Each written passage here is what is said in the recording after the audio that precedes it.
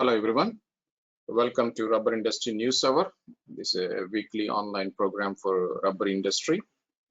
As you may know, Rubber Industry News Hour is all about the technical talks, market outlook, discussions and conversation. It's all about the rubber industry. I'll welcome you all for this episode number 29 of the Rubber Industry News Hour.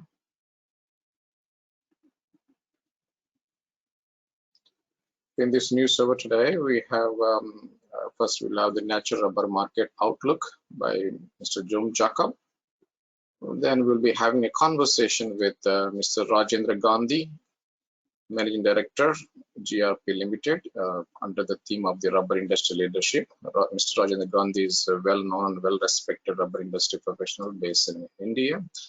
He established a company, GRP, specialized in the rubber reclaiming, many other products. We will learn all about his journey through this session today, conversation with Mr. Rajendra Gandhi. So these are the two main things today, this episode. As you know, Rubber Industry News Hour is owned and managed by Technobase. You can find all the information at the technobase.org. But I'd like to give you a brief intro about this rubber industry training programs. Technobase has developed online training programs for the rubber industry. You can find the complete handout document. You can download from the handout section. For more information, please do check the knowhow-webinars.com. Okay, let's get into today's first topic of the episode is a natural rubber market outlook by Mr. Jom Jacob. Let me brief you about Mr. Jom Jacob. He is an independent analyst in the global rubber industry with more than 30 years experience as a global industry analyst with extensive experience in analyzing rubber markets, forecasting industry trends, and formulating long-term policies and development plans for the natural rubber sector. He served the Association of Natural Rubber Producing Countries, ANRPC, in Kuala Lumpur as its senior economist for 11 years. Before that, he was with the Rubber Board of India by holding various positions for 23 years. Let's welcome Mr. Jom Jacob to provide the latest natural rubber market outlook.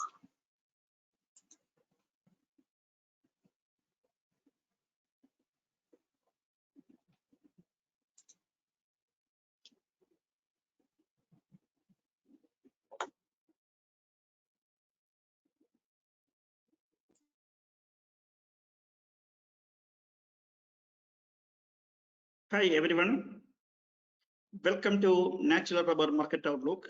This is episode number 28.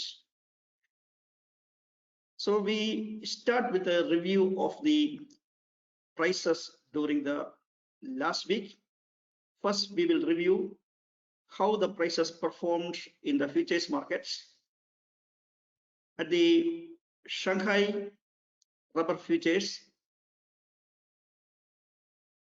average 2.2% higher during last week compared to a week before. But the increase in the case of Psycho TSR20 was only 0.1%. 2.2% in Shanghai, but only 1.1% in Psycho. And on the JPS Osaka, RSS3 futures averaged 0.4% lower. So we have a divergent trends. Shanghai, which is a clear uptrend, Psycho more or less steady or sideways, and Osaka marginally down. Looking into physical markets, at Bangkok FOB, STR20 averaged 0.7% higher during last week compared to a week before. Kuala Lumpur markets, SMR20 averaged 0.6% lower. In Bangkok markets, RSS3 averaged 0.6% lower. Coming to Kottayam, India, RSS4 averaged 1.5% lower during last week compared to a week before. Then coming to latex markets, Bangkok market averaged 1.7% lower, whereas Kuala Lumpur latex market averaged 1.3% higher. So it was a week with a divergent trends. Now let us examine what were the factors which influenced the prices during last week. So on this screen, left side, we are summarizing various factors which influence the prices or which influence the market sentiment during last week. So as I mentioned before, it was a week of mixed market sentiments. Mixed is in the sense there were positive news as well as there were negative news. And some of the negative news market took them in a positive way. So we will briefly go through various points. First of all, the most important development during last week was the downward revision of the World Economic Outlook by the IMF. So IMF had its earlier outlook released in April, that is 3 months ago. Compared to that, IMF substantially revised down the outlook on the world economy. Not only that, there were major downward revisions in the case of major rubber consuming countries like China, India, US, and European Union. It means rubber consumption is heavily depending on the state of global economy. A downward revision in the global economic outlook of major NR consuming countries implies the demand outlook for natural rubber will be lower than what was previously expected. This is a major negative news to the markets. Or putting it simply, because of the downward revision of the world economic outlook, NR natural rubber demand outlook is heavily impacted, negatively impacted.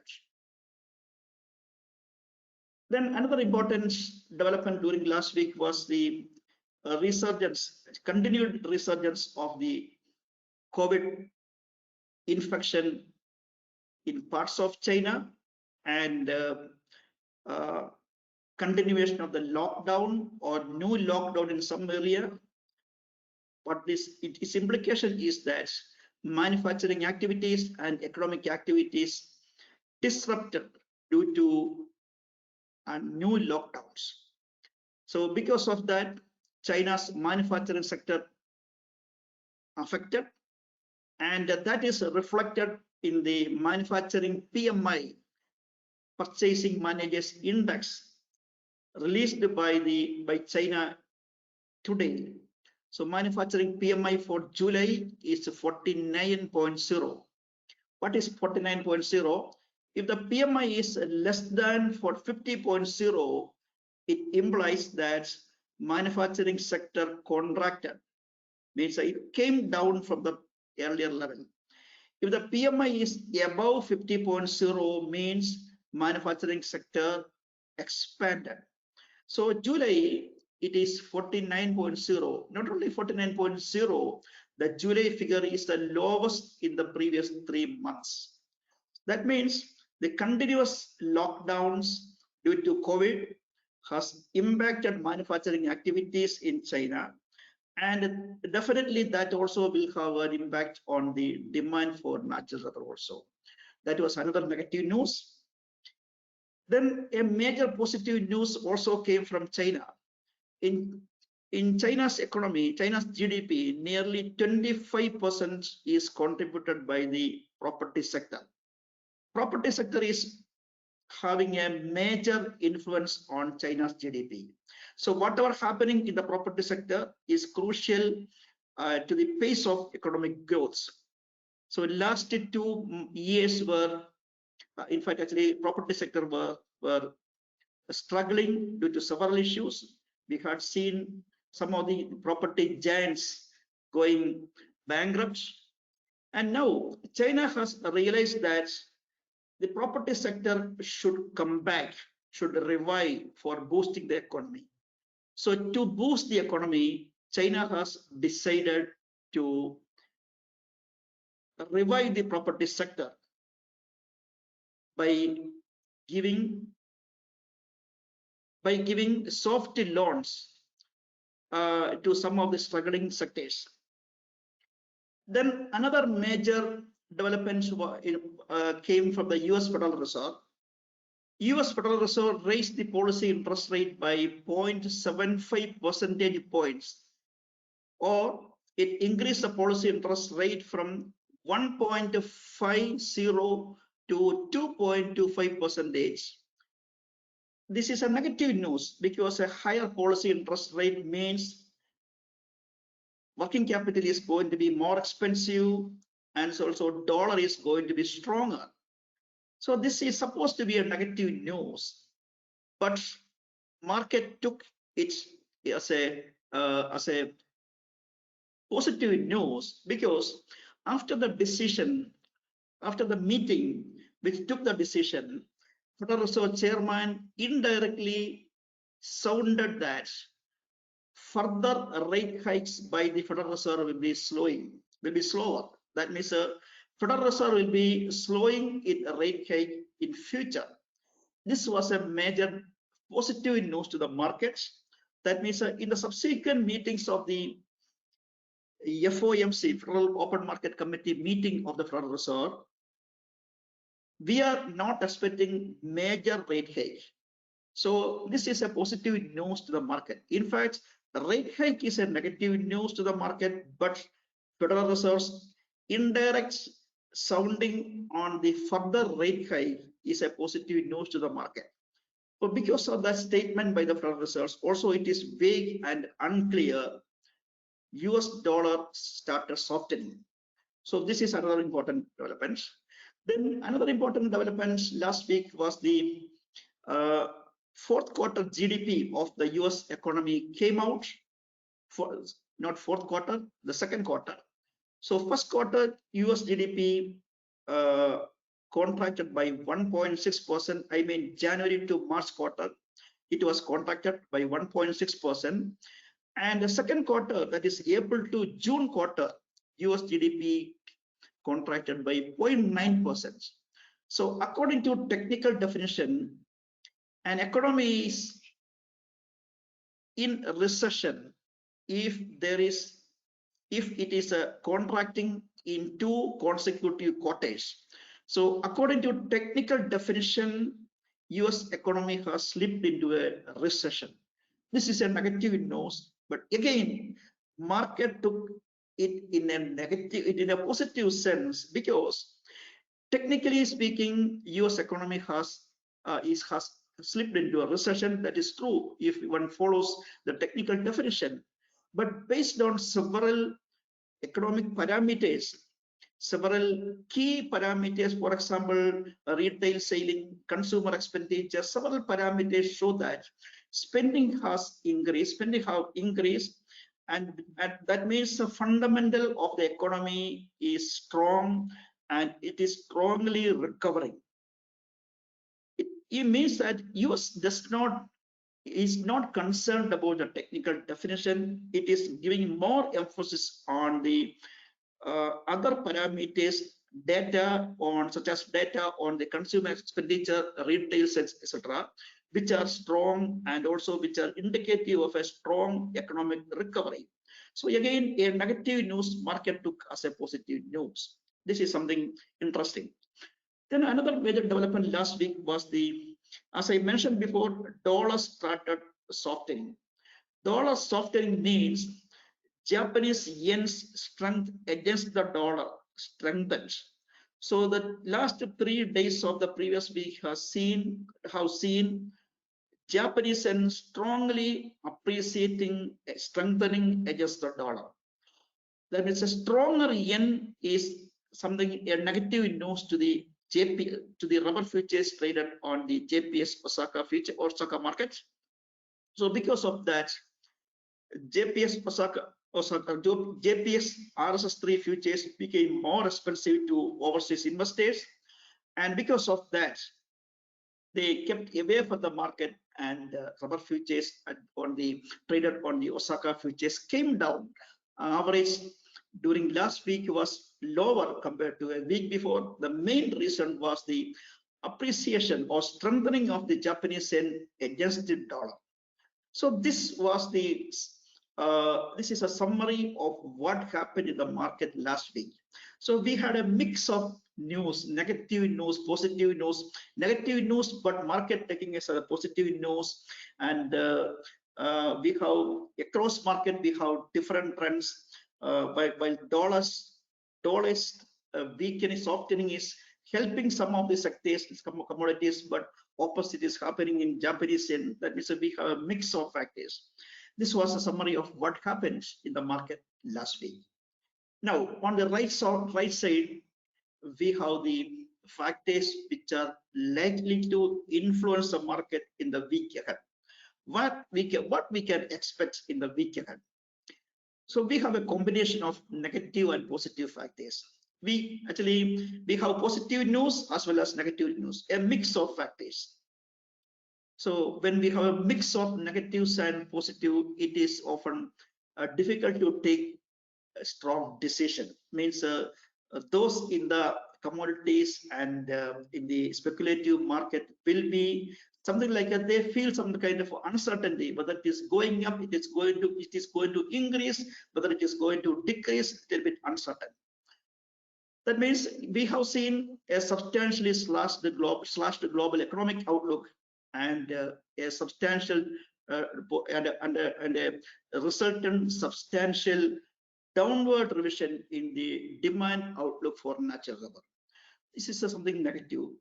And also uncertainty over COVID situation in China, and how this uncertainty is going to impact on Chinese economy and NR demand. This is also we have to wait and see what is going to happen during this week, whether COVID situation will worsen or it will improve. If it is, the situation is improving, that is going to be better. That means we can expect lockdowns getting lifted and demand prospects recovering, the rubber demand prospects recovering. So this is something you have to closely watch what is going to happen with reference to COVID situation in China. Then China's major policy initiative to support the country's property sector, which is accounting nearly 1/4 of the economy, is a positive news. It can support the markets in a big way. So in fact, the government has given a major emphasis on recovering or boosting the economy in the remaining months of the year. So government has a target for the whole year for the economic growth. Unfortunately, until July, the performance was not good. So now the government focus is to make up the previous month's slowdown by boosting the growth in the remaining months of the year. So that means from now onwards, from August onwards, we can expect China's strong policy support to the economy, that is mainly focused on the property sector, which is accounting 1/4 of the GDP of the country, and Chinese economy coming back in a big way. This is something we can expect. Of course, that will have a positive impact on the rubber demand outlook also, because rubber demand, China is accounting 43% of the global demand for natural rubber, and the demand for natural rubber is closely related to economic growth. Then another positive factor for the rubber sector in the next week is the dollar is soft. A soft dollar is a favorable condition for commodity market, and rubber is no exception. So it means a soft dollar will be supporting rubber market in the coming week. But at the same time, we have to take into account that soft dollar means the yen will be stronger against dollar.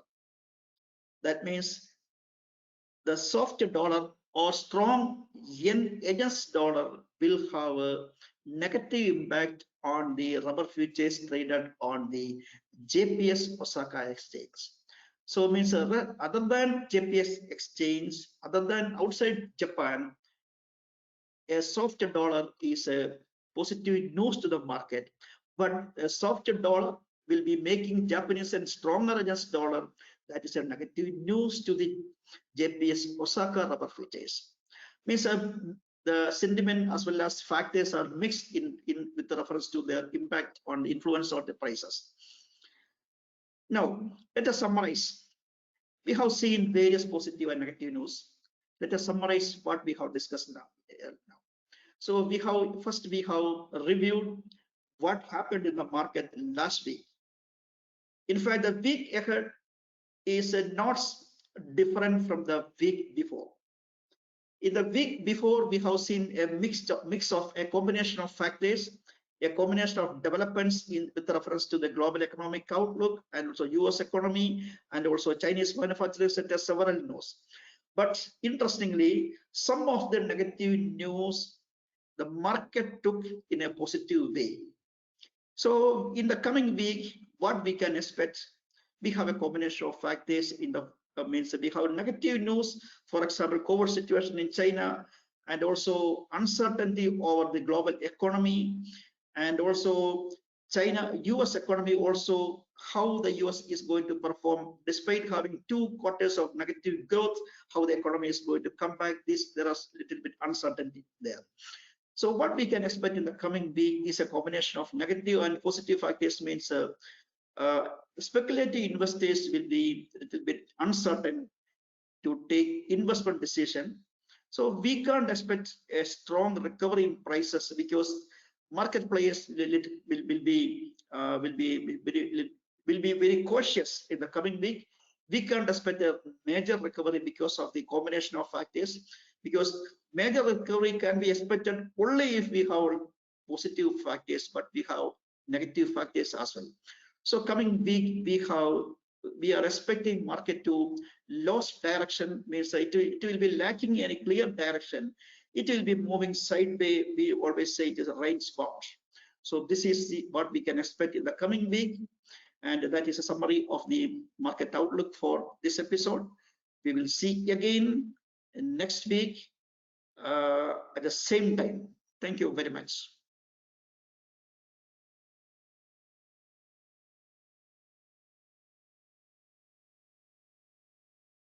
Okay, that's the natural rubber market outlook by Mr. John Jacob.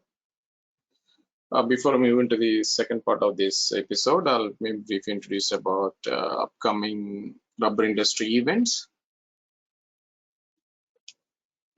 The first one is Rubber and Tire Vietnam, which will be happening starting this week, 3rd to 5th August in Ho Chi Minh City. You can check more details about rubber-tire.com.vn. And the other exhibition we have is a Malaysian Expo, the IRICE, International Rubber Industry Convention Expo, organized by the Malaysian Rubber Products Manufacturers Association, MRPMA, during the 6th to 8th September in Kuala Lumpur at KLCC Convention Center. You can check more details at irice.com.my. Other event at the same time during the IRIC is RubberCon 2022. This focusing on the new developments in natural rubber. You can check more details at rubbercon2022.com. This is a hybrid event. You can join online as well as the in-person event. Okay. This one is organized by the Plastics and Rubber Institute of Malaysia. Let me introduce you the IRC 2022, which will be organized by the Indian Rubber Institute during the 24 to 26 November in Bangalore, in India. Let me show you their technical program. And if you're interested, you can always check more details at irc2022.com.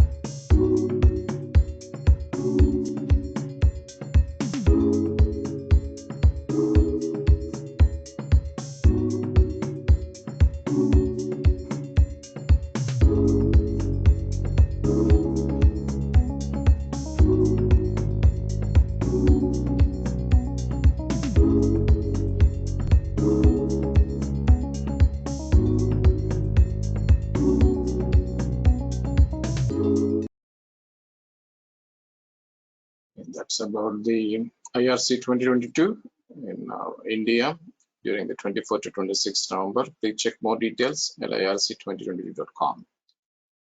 Well, I think this is about Technoviz exhibition, which will be held next year, GRTE, 29 to 31st March in Bangkok. And we have another expo, Middle East Rubber Expo, which is going to be on the 21st and 22nd November in Sharjah near Dubai. So these are Technoviz exhibition. If you're interested, you can always reach out to me.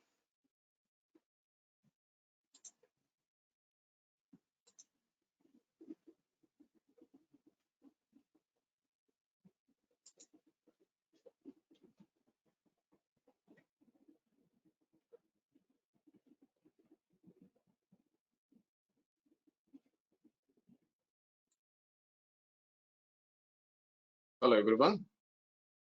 Welcome to Rubber Industry Leadership Program. Rubber Industry Leadership Program is a Technoviz initiative. The objective of this program is understanding the leadership and management practices of rubber industry by having conversation with leading rubber industry leaders. Through this program, we will be able to learn about these leaders' experiences, both good and bad, the challenges, best practices, the vision, and also the future plans. You may call this program as a mini MBA on rubber industry management, but this program is aimed for younger professionals to learn from the real and inspiring journey of rubber industry leaders. In this episode today, we are hosting a well-respected and well-known rubber industry leader, Mr. Rajendra Gandhi. He is the managing director of GRP Limited, based in India, a globally recognized company which manufactures reclaimed rubber, industrial polymers, custom diaphragms, and rubber composites. Please allow me to show you a short video on GRP before we get into today's discussion with Mr. Rajendra Gandhi.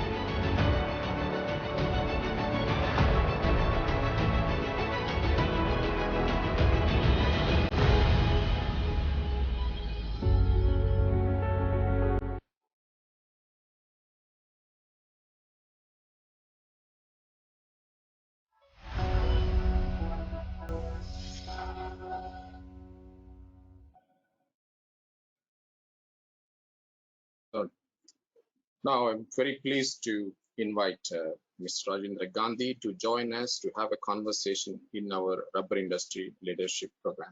Mr. Rajendra Gandhi, please.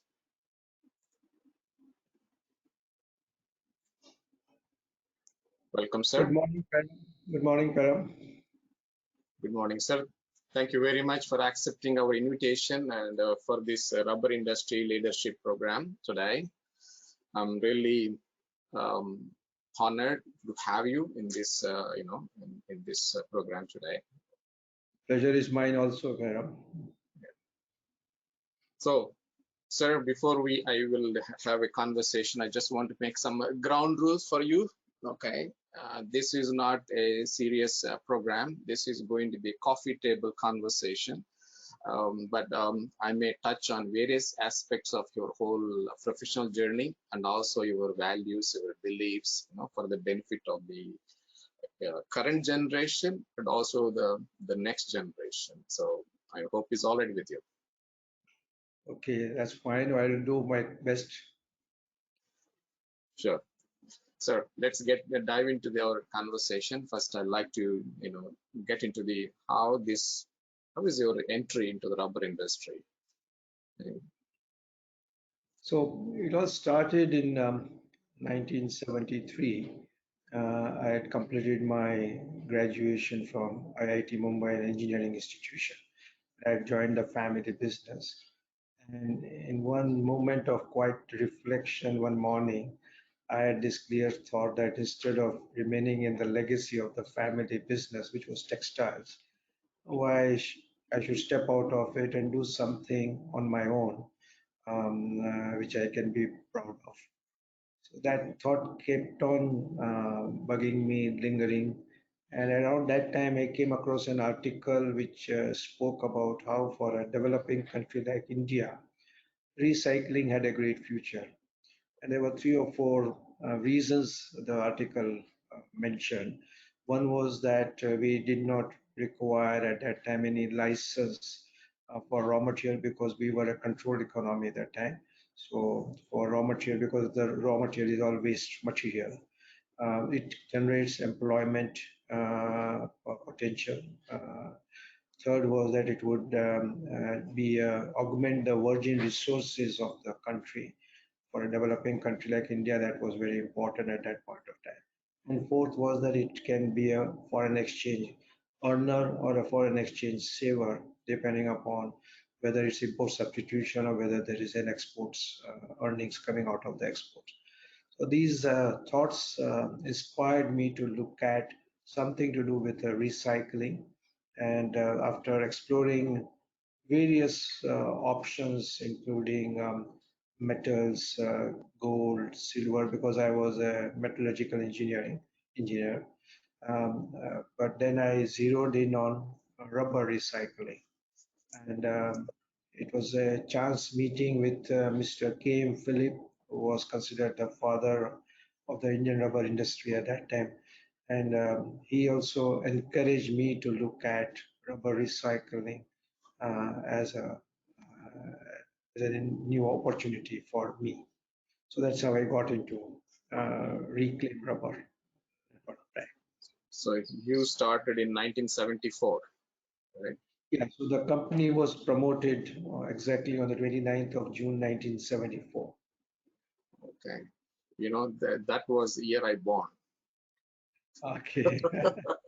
So you got a long journey, yeah? So Long we journey. have, Yeah. we have birth of two great entities.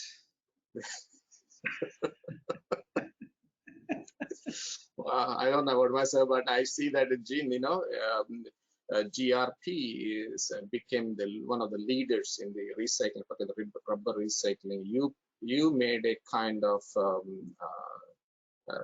what you call it, a trendsetter, particularly in India and as a global player. And so it's really very inspiring.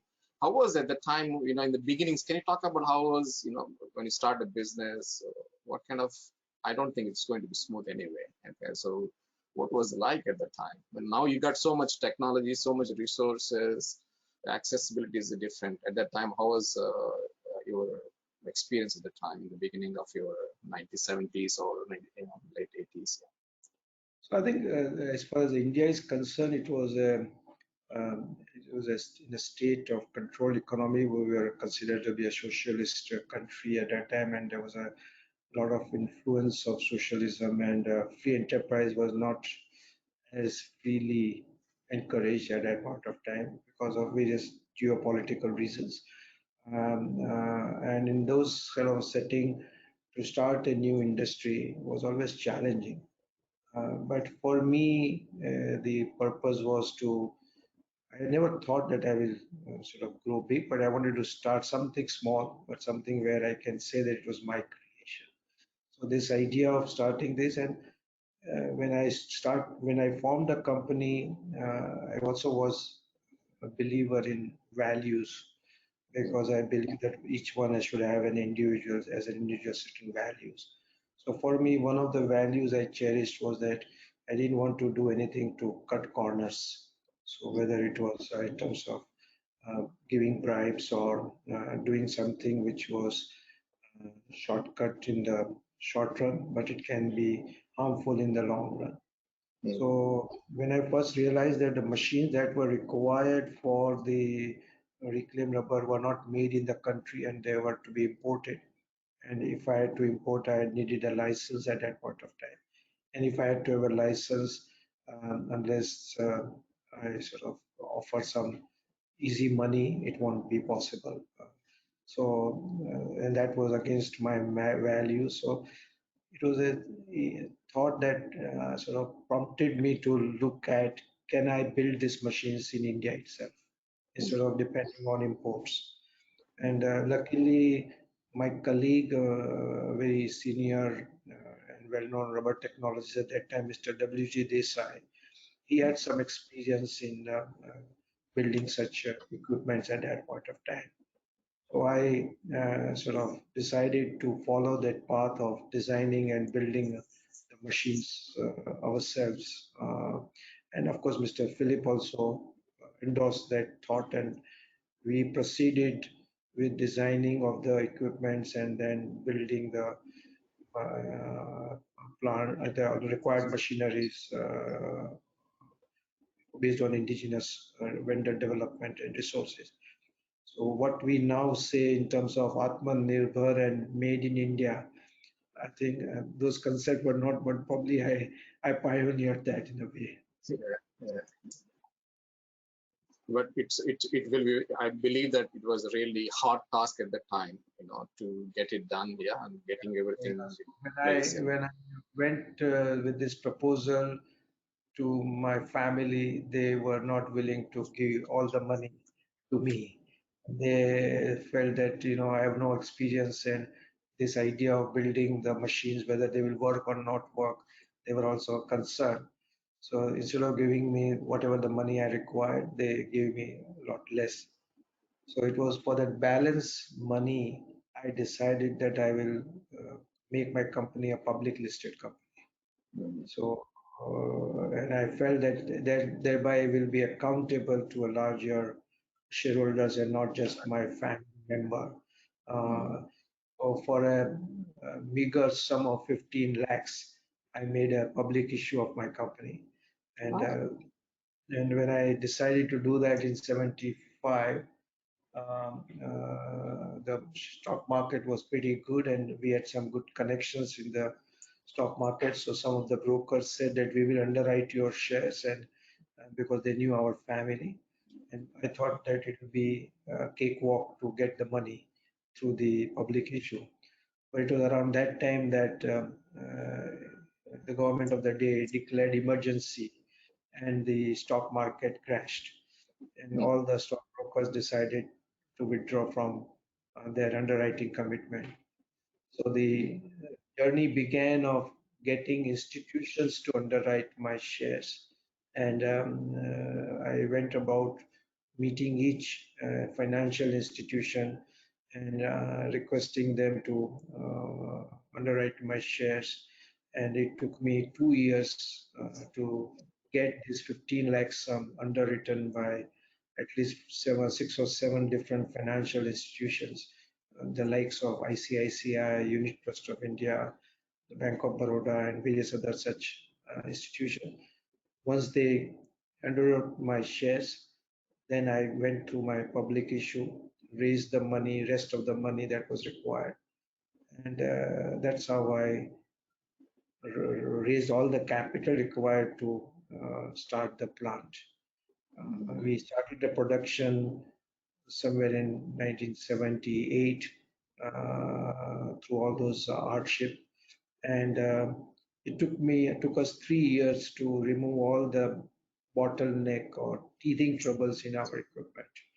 So those were the challenging times, and it was one step at a time in faith and in the belief that this is the right way of doing things. After but we learned as a result of it, we learned a lot because of the self-fabricated machines, what works in our machines, what does not work. So we gain very valuable experience from that exercise. And by 81, so 1981, yes, I think we turned the corner and we started making the profits. And thereafter, we have not never looked back. So you know, you are the first one in the rubber segment as a listed company, or anybody else in the before? In the reclaimed rubber, yes, we were the first and probably yet the only one, or maybe there may be one or two, I don't know, recall, but we were the ones first. But started right from the beginning. Yeah. I mean, and you have ever felt, oh man, it's too much to take, or you kind of you push yourself to, you know, with all these difficulties? How at any time you felt discouraged about all these issues? So it was, when I look back, I feel that, those having those values helped me to build the company on a right foundations. So I think it's a choice an entrepreneur or a leader has to make, whether he wants to lead his organization or lead his life based on some values or based on some other factors. So that's the kind of a choice I made. You were graduate of IIT Mumbai. You did in metallurgy. Now I can call it now not in the metal anymore, but more into the polymers. Okay.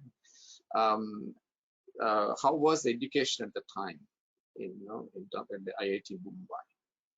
So I Is it think promoting entrepreneurship, or usually IITs you get a campus interviews, and by the time fourth year you are getting a jobs out, so well-paid jobs. That's how we see. I'm a chemical engineer from a government university. IIT was that when I finished my plus two, the apply for the IIT exam, it was a challenge to get into it. And I always look at the people IIT. Wow, it's a great achievement getting into IIT. Okay, and by the fourth year, people are talking about getting a campus interview jobs and things like that. So what was education at that time? They're focusing on entrepreneurship as well as at the time. no. So I think IIT were known at that time to uh, produce the first-class engineers. So the whole focus was on engineering and different disciplines of engineering. And I was fortunate to get into IIT through the entrance exam, but I did not get the line I was aspiring to. I wanted to do chemical engineering, but my ranking was not good enough for me to get. And I didn't want to go away from Mumbai because earlier school days I had spent almost 6-7 years in a hostel during my school time also. So I thought that I would rather like to stay in Mumbai. So I had to choose between metallurgical engineering and civil engineering, and I decided to choose metallurgical engineering at that time. But I think the stint in IIT, later on I realized that they prepare you to more to look at problem solving techniques. So while you study metallurgical engineering, but you learn a lot in terms of how to systematically go about solving a problem And that I felt was my learning in IIT, and that really helped me uh, when I started GRP. So for me, it was not the knowledge of metallurgical engineering, but it was how to go about systematically solving an issue. So that came in good state for me. And are you still an active alumnus of the IIT Mumbai and active involved? To some extent, yes. So we just completed. We are celebrating the 50th year of passing away, golden jubilee of passing away from IIT. Congratulations. Yeah. 71 to 21. So I'm connected in some of the projects in IIT as a result of this. And how do you see the current education system at IIT? It's changed dramatically, I would say dramatically. Now there is a lot of emphasis on management, on liberal subjects, etc., to provide more of a holistic education. And I think that's a change taking place, I believe. Uh, I feel that probably IIT is also looking at it that instead of only producing engineers and managers, it's time for them to produce leaders. Yeah. So that is an emphasis more on the kind of skills required from that angle. So I think now it's all about startups, entrepreneurs, and leaders. A kind of the picture has changed. I know we have so many engineers now already, so we need to when I was create studying, a I just realized that when we were there, we had in our campus 1,600 students in Mumbai campus. Today, I was sort of astonished to find out there are more than 13,000 students in the same campus, and out of those 13,000, more than almost 2,500 to 3,000 are girls, and the emphasis is not so much on undergraduate but more on postgraduate and research. So that's also the major shift in the sort of strategy of IIT. So at the time, you mentioned that IIT, you got a lower rank that you choose between, metallurgy and the civil engineering. You finally, choose the metallurgy. At the time, what was the branch that people take in if you get a good rank? Is it computer science at the time? No, the computer science came much later. Okay. So mechanical and chemical were the most sought after at that point. And we had in IIT a new branch which was just opened up, that was aeronautical engineering. Okay. So a few people also decided to opt for aeronautical engineering. So, See, when I was a student, and then we always we get a good rank. People choose the computer science first. My age time. Okay. yeah. So I think that's one thing. in the late 70s or 80s, the computer science began to grow. We had electrical engineering. I think that then moved on to electronics and then the computer science and all the chips and other things came on the software and hardware. In the early 90s, mine I finished in 94, and then it's at the time it's computer science is the popular, or electronics. You have EC, electronics and communication engineering. That's the time. Yeah. Okay, let's get into our GRP. Sir, can you talk about you started the recline and you move into the, you kind of diversified into other verticals as well. Can you talk about evolution of the GRP? Yeah. So as I mentioned that because we decided to build our own equipments and produce the reclaim from that, we constantly looked at what kinds of equipments could be required going forwards because the rubber tire technology was also changing and it was getting more and more sophisticated and complicated. So we needed to always be ahead of the curve. And so our desire to upgrade our equipment and all those continued and technology was changing. So in the mid 90s, we were looking at what else can we do instead of just pulverizing the end of life tires and producing the reclaim rubber out of it. And we realized that the end of life tires still had a lot of retained mechanical properties because some of the tires are still very tough and because it's a highly engineered product. and it still had a lot of other properties. So as a time when we met some American companies, and they had some understanding of how to make certain components out of the end of life tires, and they were looking at the right partners where these such types of nylon tires are available. So we partnered with them and we developed the equipment and the processes to sort of cut and punch parts out of the end of life tires. So that's called the customs die forms. So customized die forms, and those customized die forms, the parts that are punched out are then used by certain American companies to assemble and make certain finished applications out of it. So that was the beginning of sort of diversification from reclaimed rubber to the, as we call it, CDF, the custom die forms, and that started, and we began to expand that. We also began to look at different kinds of reclaimed rubbers from our same set of equipments. So we didn't restrict ourselves to produce reclaimed rubber only out of the end of life tires, but we, because we knew our products, our machines, and what can work and what cannot work, and we were sort of looking at the processes and other things, so we started producing reclaimed rubber out of the tubes, inner tubes, then from the liner materials of the automobiles, from the examination latex gloves. That experience we had when we were at a joint venture partnership in Malaysia, where we exported our machines, and we set up the joint venture in Malaysia. And that's time the Malaysian government was struggling with the sort of examination latex gloves waste material finding its way into the natural rubber bales and being exported. So they were concerned about their reputation. So they asked us to look at, can we do something with this waste latex gloves. So that's where again we used our equipments to produce reclaim out of the examination latex gloves also.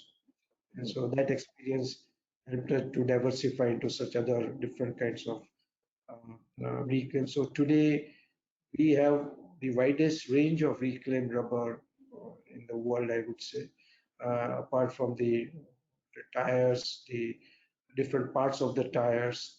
Then we use this butyl reclaim, butyl reclaim, natural rubber reclaim, EPDM reclaim, nitrile. So all these different kinds of reclaim rubber we produce as a whole range of reclaims we give. Then we moved on to this CDF. Then we realized that tire has a lot of nylon in India, and so we wanted to. So we worked on developing the technology and the process of extracting that nylon out of the tires, and then converting that into engineering polymers, compounding material, and that is now established, and that's another vertical we have added. And we also then work with another American company to see whether we can blend the ground rubber and the other ground polymers with the other polymers, plastics, other things, and we are able to develop some products which will have properties of thermoplastics. So where we sort of mix the blend of the rubber properties and the plastic properties to produce a thermoplastic material of that nature. So that is another area which we have also what is known as a composite, polymer composites or the rubber composites. That's the other area we have moved into. So these are the sort of 3 or 4 different verticals we have started, and each one is growing. So there's still the reclaim is the major revenue maker for the GRP. Yeah. Yeah, because it is out of the byproducts of the reclaim. So nylon comes out of the scrap tire, brown rubber comes out of the scrap tire. So all this is then blended together and they're converted into different products. And I realize that since the beginning itself that you emphasize on R&D, all these, diversification, you cannot do just like that. you need to work on the. So can you talk about your R&D, investments and the vision at the time? So, as I mentioned earlier, that the very idea that based on the values that we should of importing the machines, we started building the machine, designing the machine. So that kind of culture we sort of introduced in the company, that anything that we do new, should we do it on our own strength and not dependent on the outsiders. So that culture sort of helped us to spend part of our revenues every year in development and R&D. And we thought that there was a natural process of growing and learning. So we continued with that. So even we had developed our own process of how to deal with our effluents, because of 90s, the pollution control was not that sort of strong or so strict, and we realized that we have to do something also as responsible corporate citizens, that while we are converting a waste into a useful raw material, but in the process we should not be generating other kinds of pollutants. So keeping that in mind, we began to see how we can recover and do the primary treatment of the water effluents that were part of the process. And we found a way to recover the oil out of the water effluents, and we started recycling that oil back into the reclaimed. So that would also take away the odor and the other toxic materials from the waste stream, etc. So those kinds of work we continue to do silently, but we feel it was not that we had to do it, but we wanted to do it. And it's all your values, and believe in the values that you believe in. And if you look back in the last 45 plus years, what was the biggest challenge that you experienced? That it's really like a huge mountainous, heavy, in terms of challenge for the GRP.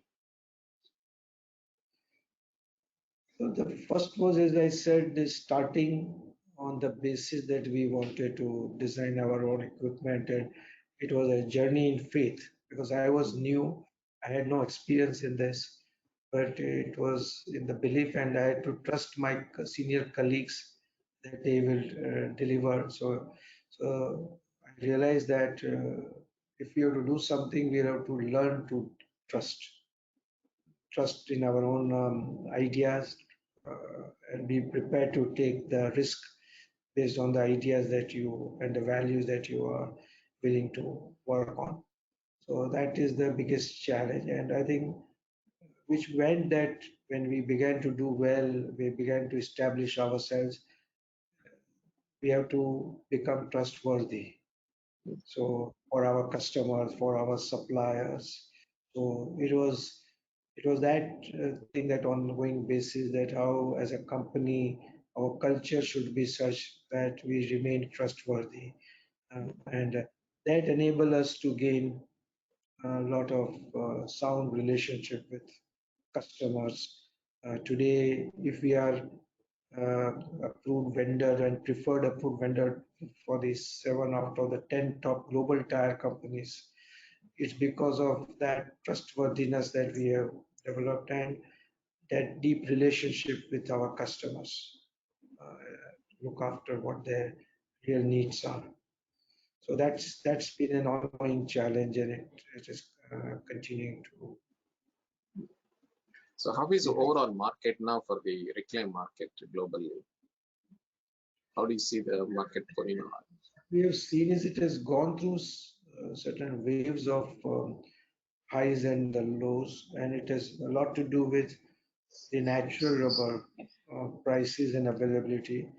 So there was a time period between, I think, 2006 to 2012, when natural rubber was in short supply, and China and other countries were growing so rapidly that the natural rubber prices had shot up to, I think, only about 200 or 220 rupees in Indian rupees, and there was a huge demand for reclaimed rubber. And many people felt that time that reclaimed rubber would have a great future at that point of time, purely because of the supply demand scenario.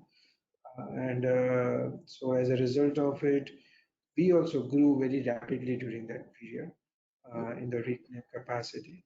But it also meant that because we were a public listed company, many people began to copy. So they also set up reclaim. So we invited competition for ourselves during that period. So I think by the time 2012, after the Lehman Brothers crisis and lots of other things, I think the markets began to sort of mellow down global market, and the natural rubber prices also began to go downward. So from 2012 till probably almost till the COVID period, there was a slow, very slow growth, a sluggish growth in the rubber industry and in the tire industry also. So therefore and because by the time so many competitors had come up, so there was a price pressure on the raw material side as well as on the finished product side. But I think we continue to remain buoyant, and we continue to remain preferred supplier for most of our customers. But of course, the margins were under squeeze. I think now you have so many players in the reclaim market, particularly from India. So, and I think now the tire companies also, everybody's focusing on the circular economy. You know, they have everybody got their own vision now. And so, did you see the growth in because of this one also in terms of the increasing the reclaim? I feel that again this would be where the industry and the community and the world has to make an informed choice, because if the circular economy needs to be given a fillip, everybody should play their part, and everybody should look at this as a responsible response to our global resources and the raw materials and everything, energy, carbon footprint, everything has to be looked at in totality. So I'm glad that the tire companies are quite aware of this, and at least the global tire companies and also the Indian car companies. And I think this EPR, extended producers responsibility, which is sooner sort of the government is going to come up with a legislation on that. And once the policy is announced by the government, I think it will become mandatory for the rubber industry and the tire industry to look at recycled rubber in different forms to be used to deal with the waste tires on one side and with the resources on the other side. I think you also launched this ESG, right? You know, ESG profile and on the ESG world as well, from a sustainable point of view for the GRP. So that is the done by the United Nations. The sustainable goals have been announced by the United Nations, and I believe there are some 17 or 18 different goals for the sustainable growth of the economy, world economy, and they are encouraging corporates to look at where they can connect with some of those goals. So we have also looked at it from our perspective, and we are looking at environment as one of the important goals, social goals that we want to pursue. Also, poverty alleviation because of the employment generation that we would like to provide to as many people. So some of these the goals we are pursuing as part of our corporate philosophy also. Okay, we'll like get into a little bit onto the your partnership with the Marangoni. That is one of the milestones, right? The retreading, the truck tires retreading. Can you talk about that partnerships and the vision behind it? And also, I saw that you guys are doing the franchise systems as well. So where currently how it is and what are the future plans about it? So, Marangoni had been our customer. So we Mm, have a relationship with them as a customer for over 20 years, I believe. And it was out of that relationship, side kind of friendship developed with the family, and we proposed to them at some point of time that their technology is unique and that their technology can be introduced in India, and that and for us it meant that if we go into this kind of activity, it will help us to strengthen our supply chain because we will be able to then source end of life tires which cannot be retreadable.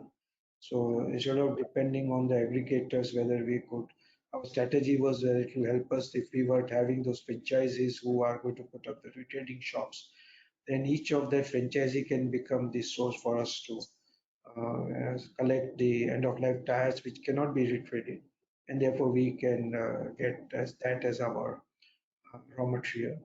So I think Marangoni were very receptive at that point of time, and we formed a joint venture with a view to introduce their technology and also to get franchises established network. So it was unfortunately a slow process initially because, as I mentioned earlier, the 2015 onwards, the economy was not sluggish, growth was sluggish, tire industry per se was not doing that well. And in India, the retrading industry is well entrenched. But the likes of LG and MRF, they had their own franchisee network, and for them, for the normal retailing uh, retraders to look at this new technology meant a new investment. So we decided to set up one unit to demonstrate how the Marangoni technology is quite different and unique from the various other technologies that were available. And we began to penetrate in different parts of the country by establishing franchises to do the retrading, etc. Uh, and we also helped Marangoni to design and build some of the equipments in India because of our knowledge about vendor development in India, so that they can get their some of the basic equipments done at a much lower cost for the Indian franchisees. So that was something which we helped Marangoni to contribute.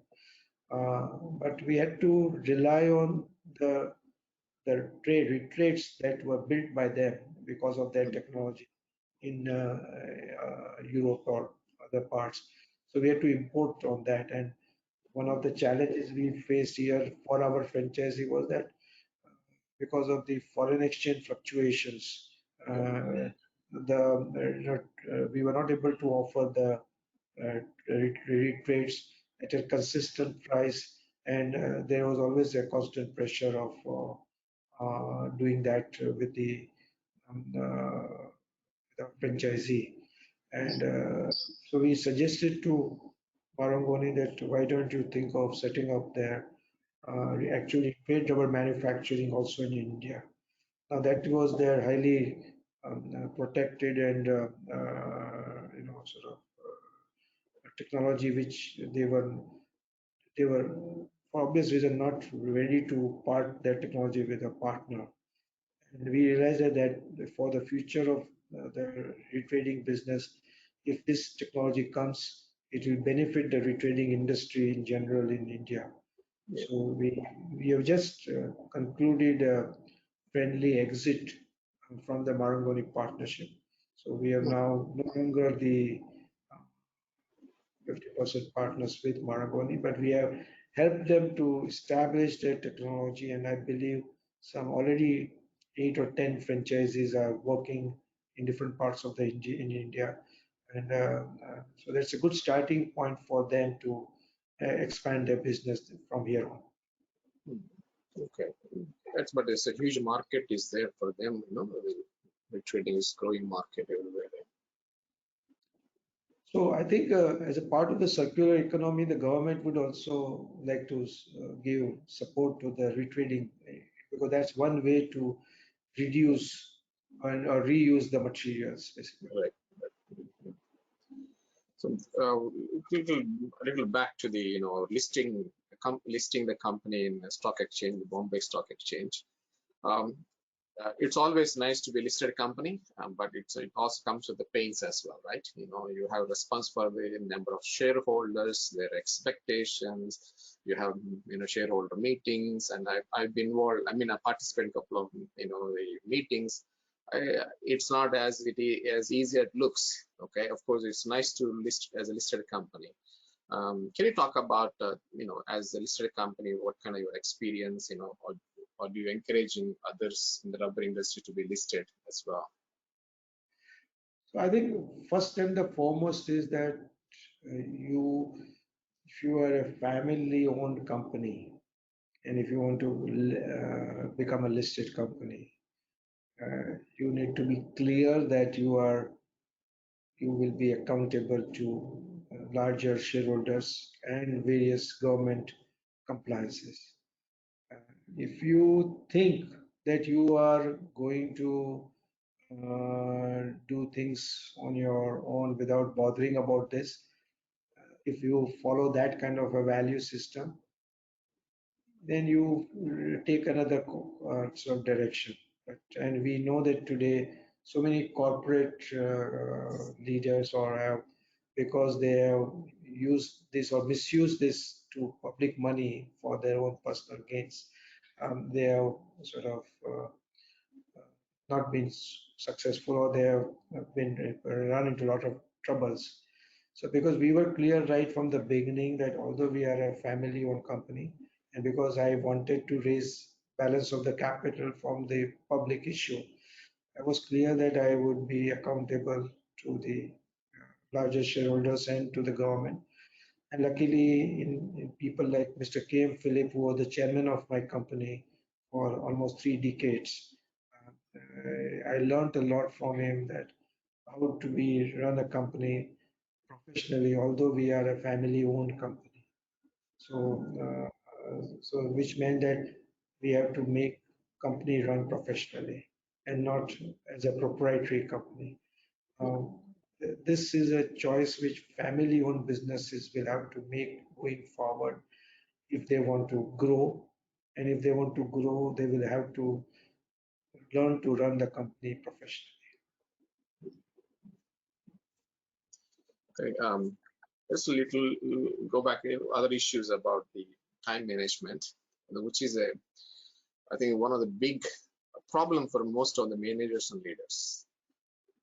And we have a conversation, first time that you mentioned on this day you make a call, you're on spot on time, which this is what I really enjoy. Usually like European style.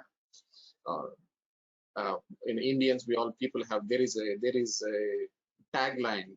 Indian time means plus 30 minutes or plus 20 minutes. That is what's been like. You have 7 plants. You're based in Mumbai.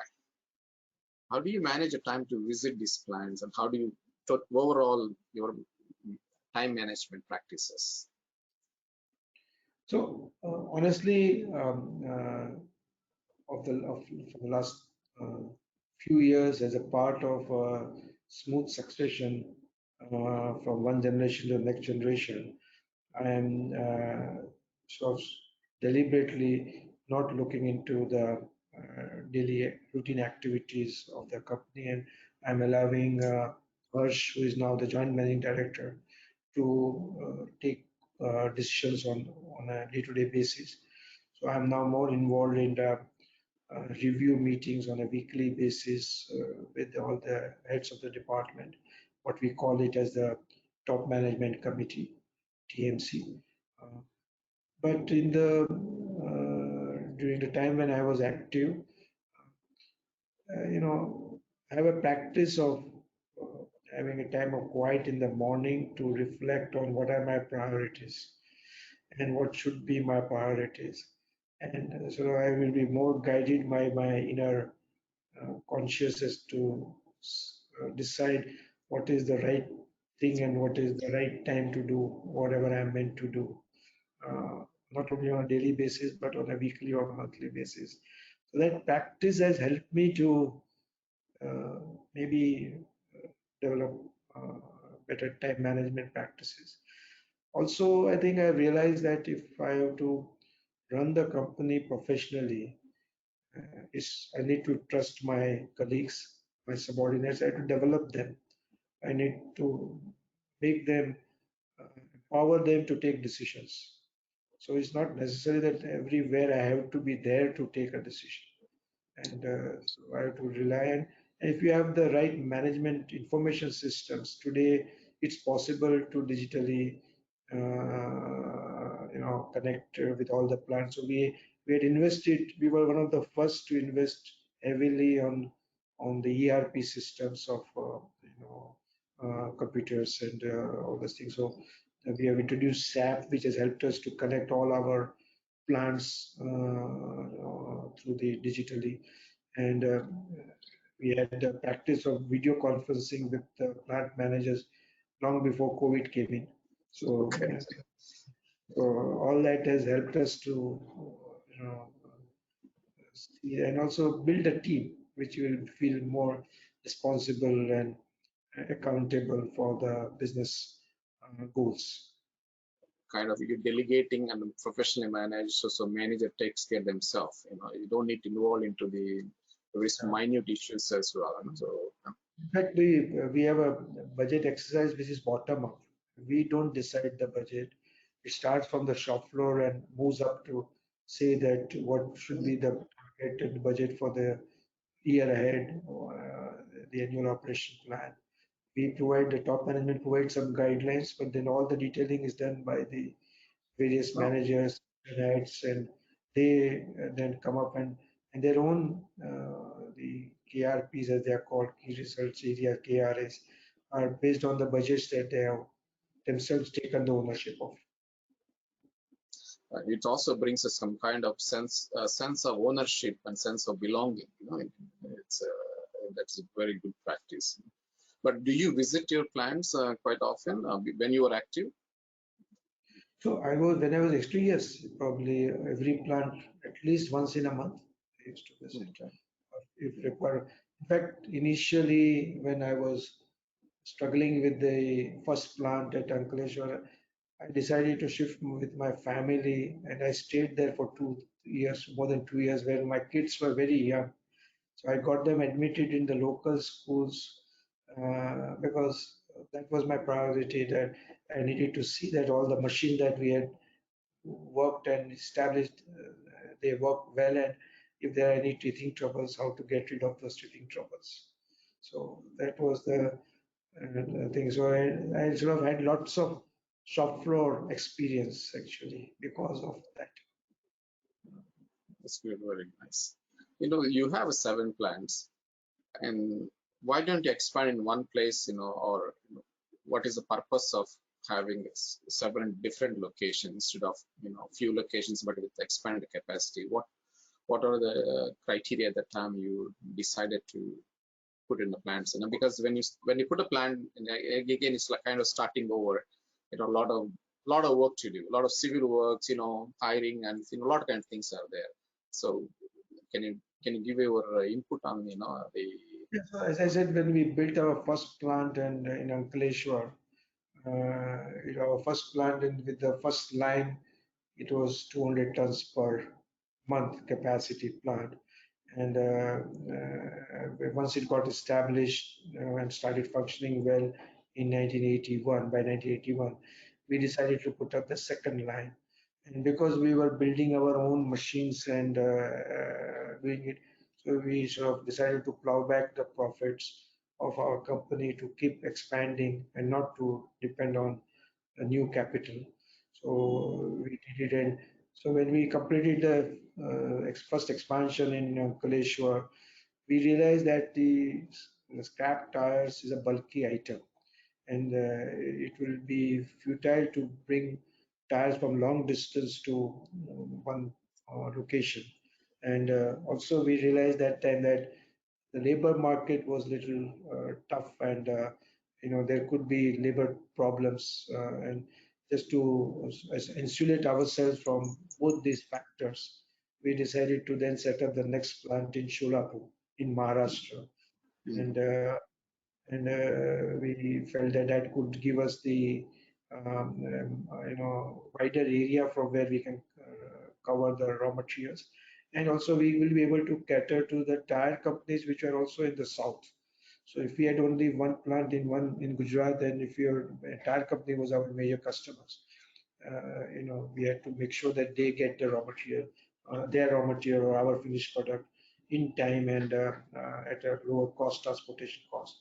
So these two were the driving factors for us to go to different geographic locations.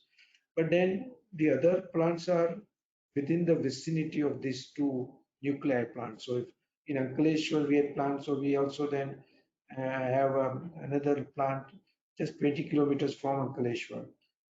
And another third plant is another 25 kilometers from Ankleshwar. So three plants in Gujarat are all sort of in the same vicinity. So other infrastructure cost will be less because of that. But we had to do it because we were getting into these different product lines, different verticals. Yeah. So the verticals needed different kind of a work culture, different kind of processes for monitoring, etc.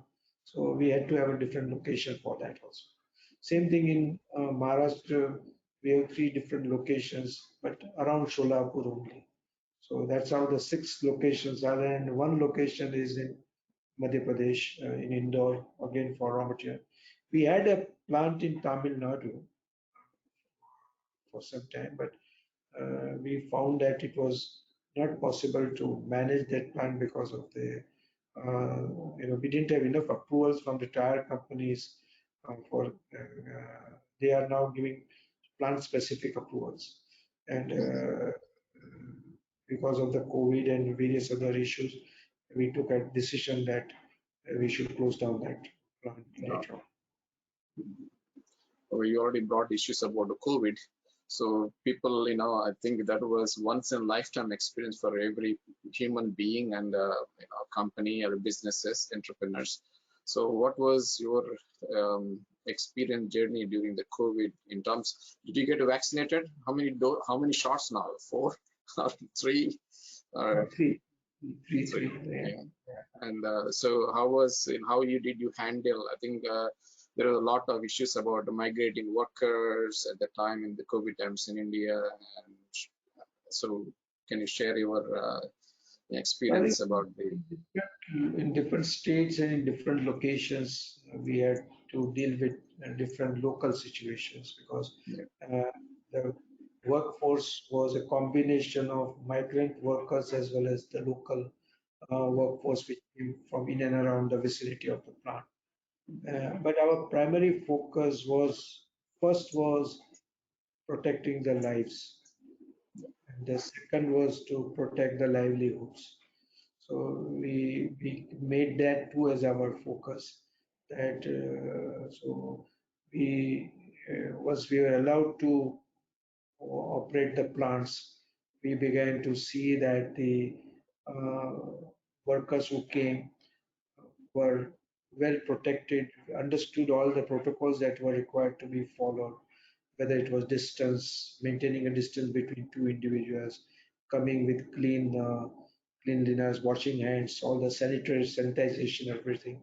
So we put in practice all those things, and we decided to make sure that there is no sort of loss of life while they are at work, basically. So we made arrangements in different locations depending upon the situation where we made arrangement for them to stay overnight in the factory. We provided them with beds, we provided them with food and everything, so that they didn't have to take the trouble of going back and forth their homes, and in the process they might get caught the COVID virus. So we did all that possible everywhere possible. We gave choices to the workers if they didn't want to stay overnight in the work and they wanted to stay in their homes. we permitted them for a certain period, but once the government opened them, that they should be allowed to travel. We also made arrangements for their travel, commuting in the bus, so that they come in their own bubble, so that they don't need to be exposed to others also. So that kind of thing we wanted to do from the point of protecting the lives of the people. Then when it came to livelihood, wherever because of the situation where the migrant workers were having trouble, for them we decided to provide them with ration and for various other things, because we felt that we need to take care of them. And it meant that we had to bleed, but I thought we could afford to bleed, but they needed, their livelihood needs to be protected to the extent we can. Then we, of course, we did a lot of other things like we went beyond our areas of workplaces. And, we imported the oxygen, those machines, to give it to various local community hospitals when they were falling short of that, as part of our contribution towards the protecting the lives of people at large. Then, of course, we got when the vaccination was available to our staff, instead of asking them to wait in the government queues, we paid for their vaccination cost and got them vaccinated earlier so that they can at least be protected. Yeah, it was a difficult times for everyone, the owners of the business as well as these workers. So we are talking about workers. How is the wages of workers in India? And it's just I guess it's a keep on increasing. Okay, and so how do you what is the situation now? See, now with so two things have happened in my opinion. There is this government's policy announcement a few years ago where Niagara or something, where the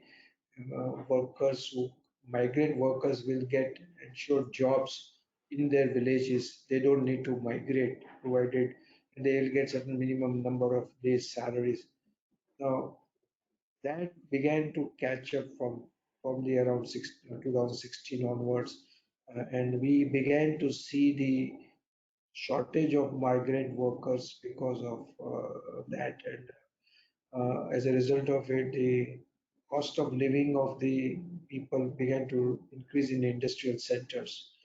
And so the DA index was, so our cost began to rise very rapidly. And in the COVID, because most of the migrants went back, we find that still many of them have not returned because they have got used to now staying in their own native place and they are earning something, and they didn't want to take a risk of again migrating back to the city. So that's one problem we are facing. And also, industrial activities have picked up since COVID. So as a result of it, there is a high rate of attrition amongst the workers as well as amongst the staff also. So we have to deal with that challenges, and we are also now looking at, instead of making our processes labor intensive, which was our earlier practice with the intention that we will provide employment to people. Now we are sort of changing the strategy that we need to automate a lot of processes so that we can avoid attrition and we can control our costs also. So that's the process we are going through now. So automation is also one of the solutions to deal with this labor issues. So I think we have talked about, we'd like to have some drink before we continue, have more discussion. Have some drink first. So that's my only drink I take. Well, that is universal medicine. Drink more water is always good. Yeah, that's good. That's good. Yeah. So it's a coffee with. We have a very famous program here, Coffee with Karan. So I'm enjoying this program of coffee with Pen. Drinking my own coffee a little bit. Oh, please. Yeah, it's nice. You have mentioned a lot of useful issues. We'll go and jump into more other issues. Your external roles. outside the GRP.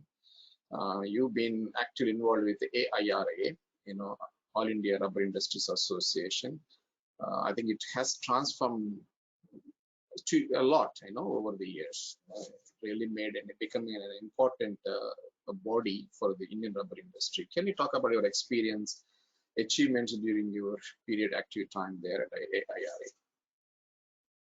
So, All India Rubber Industry Association, when I joined in the late 70s, because Mr. Philip was active and since he was my chairman, I also was encouraged to look at this industry forum to see what's happening, and I began to attend, and luckily I was able to participate in their managing committee and looking at issues with the industry were facing. At that time, the tire industry and the non-tire industry were all worked together, and Atma was not formed at point of time. But in my initial years in the industry, I then began to understand that the tire industry has different kinds of problems with the government, with the planters, with the other issues, whereas the non-tire industry had different kinds of problems. So I think the tire industry decided to leave AIRIA, and they formed their own organization, which is now called Atma Automotive Tire Manufacturers Association. So they can sort of represent their problems more. And at times there was a conflict of interest between the tire lobby and the non-tire lobby, so which was understandable. So therefore, I think that, and we as bricklayer rubber manufacturer, we were actually the raw material suppliers. Right. So we were more as an associate members of the association, and rather than a manufacturer members. We didn't qualify to become the ordinary members. Only a rubber goods manufacturer could Right. become a. But as an associated member, I think they began to understand the importance of reclaimed rubber because of the high prices of natural rubber. The natural rubber lobby, plantation lobby was very strong. They were able to get their say from the government and get their way done. And so we had to come in as the third source of rubber hydrocarbon after the natural and the synthetic rubber. So we used that forum to pitch for ourselves for the reclaimed rubber. Also understood the dynamics of what ails the growth of the non-tire industry. Most of them are family owned, and most of them prefer to stay under the SSI cloud because there was so much of benefit. But the negative was that they never grew. So today, if we look at the spread of the rubber industry, it's dominated by those small scale industries which are languishing in a way.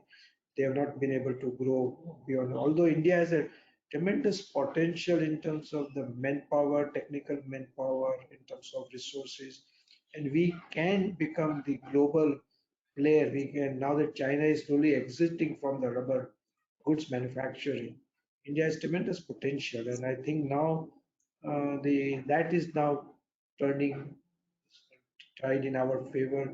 Many non-tire industries of large capacities are coming up to fill the gap and becoming more export oriented.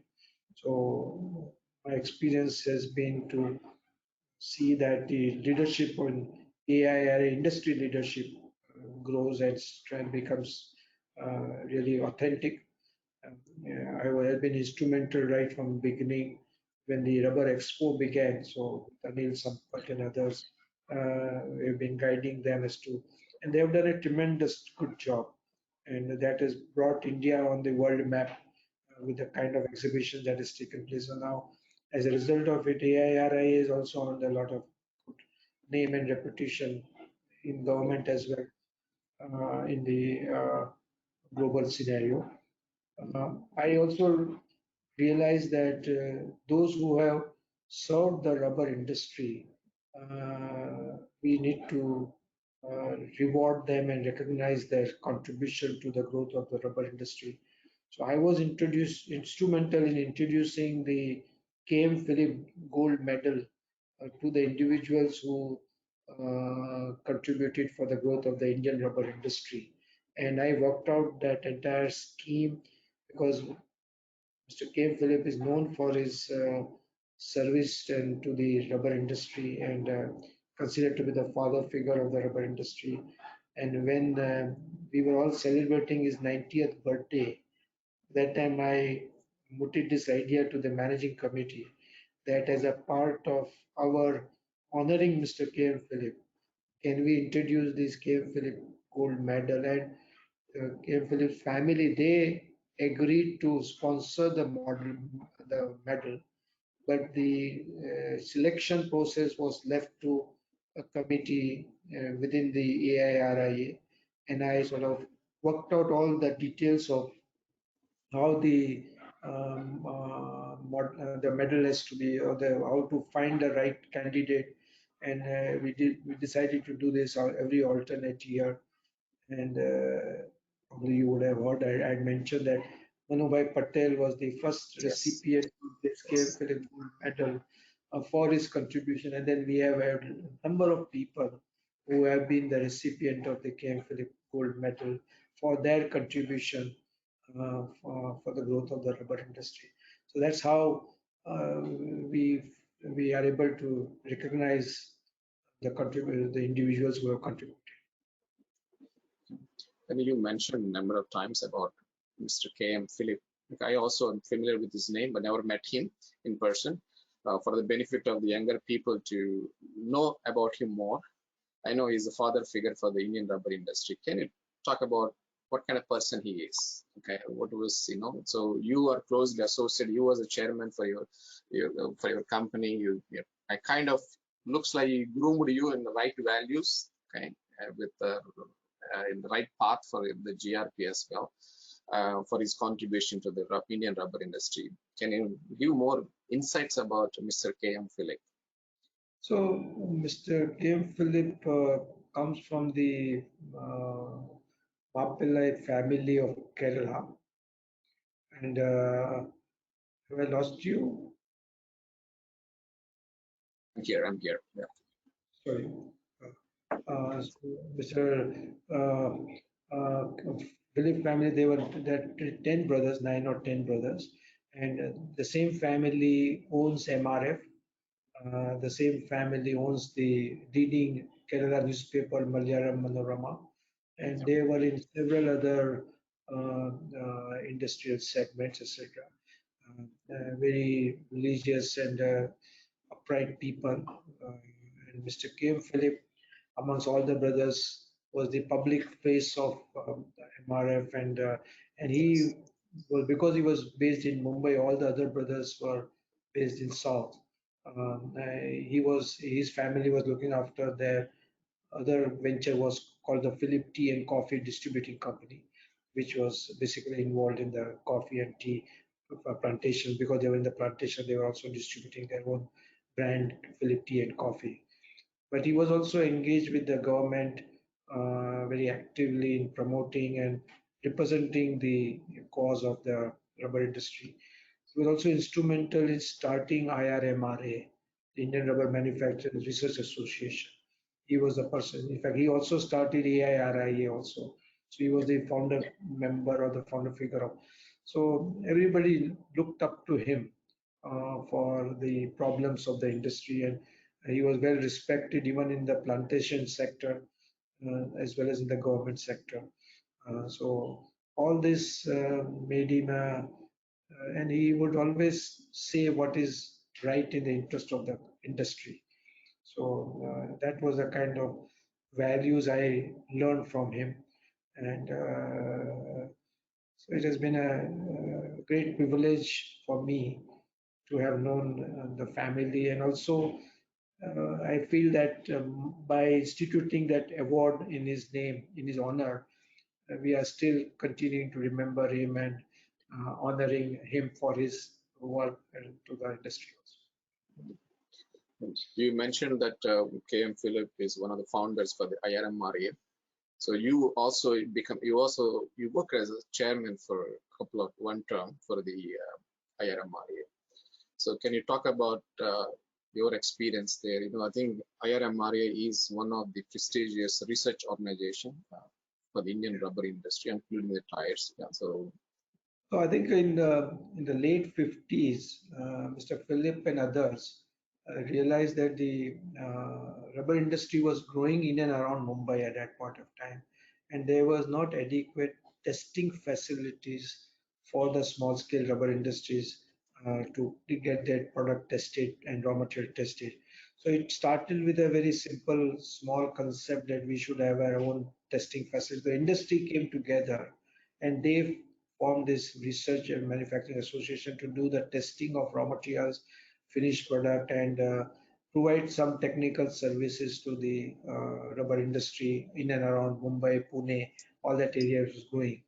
Um, Unfortunately, after about few years, probably 10, 20 years, the industry was not able to support the association. And at some point of time, association was facing financial crisis. And for its own existential survival, Mr. Philip then went to the government of India and convinced the government of India to step in and provide the grants and funding so that this industry, this research can continue. And so it was in the late 70s, early 80s that IRMRA was almost taken over by the government because they began to provide the grant and provide the money for the growth.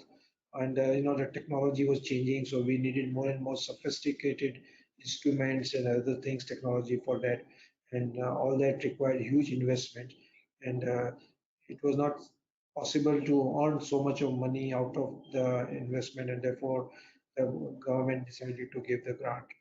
And so Mr. Philip then continued to be the chairman of IRMRA after government took over almost for probably 20 years.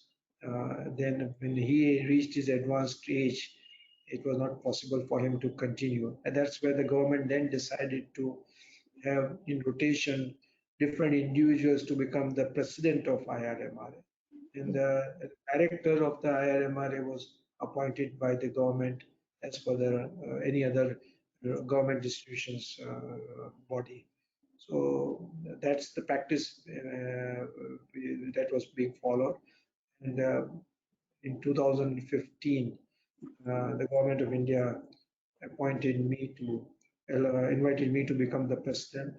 I was the first person from the non-tire industry yes, to become the president of IRMRA. Earlier, after Mr. Philip also represented tire industry, Mr. Omkar Kanwar was there, okay, yes, Dr. Raghupati Singhania were there. So all of them were from the tire industry. So I had the privilege to become the president as a representative of non-tire and not only rubber good. I am not only a rubber goods manufacturer. yes. I represent a very tiny sector of the rubber industry, the reclaimed rubber. So a lot of research, you promote the research on the recycling side of it at the IRMRA at the time you were tenure. No, so I think during my tenure, my emphasis was that I sort of encouraged the director and the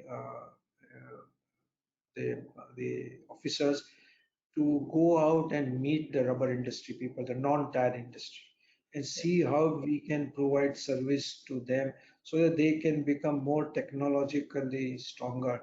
If India has to emerge as a strong global player of rubber goods manufacturers, we have to make sure that our qualities are good and reliable, trustworthy, our processes are right. So I encouraged the team at IRMRA to and I sort of asked to strengthen the team so that we can provide more value-added services. And also, I took some initiative to see whether we can go in other geographic regions. So during my period, we set up a facility in south and also something on the in the east also. So both sort of gained momentum during my tenure, but it's now, of course, taken further by the subsequent presidents also. I think they're doing well also in the Sri City in near Chennai. I think that's one place. Yeah, So, I mean I went in there Calcutta. and selected, and in fact, I did the groundbreaking ceremony, setting up the center also there. So it's good in a lot of development. I think very useful having the center there, and also in the eastern side, Calcutta side, also in I think it's located in the cluster, in the estate area. Super.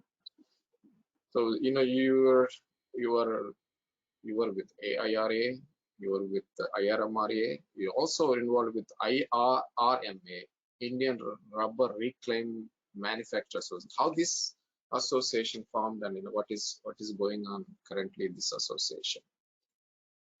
So frankly, this Indian Reclaim Rubber Manufacturers Association was existing when I started my company. So there were few reclaimed rubber manufacturers. So let me clarify, I was not the first one in the country to make the reclaimed rubber. I was the first one to make the reclaimed rubber based on the indigenously designed and fabricated machineries. All the other previous plants which were set up had imported machineries. And so that was the only differentiation. So when I came into this industry, already that association was there, and they were more struggling in terms of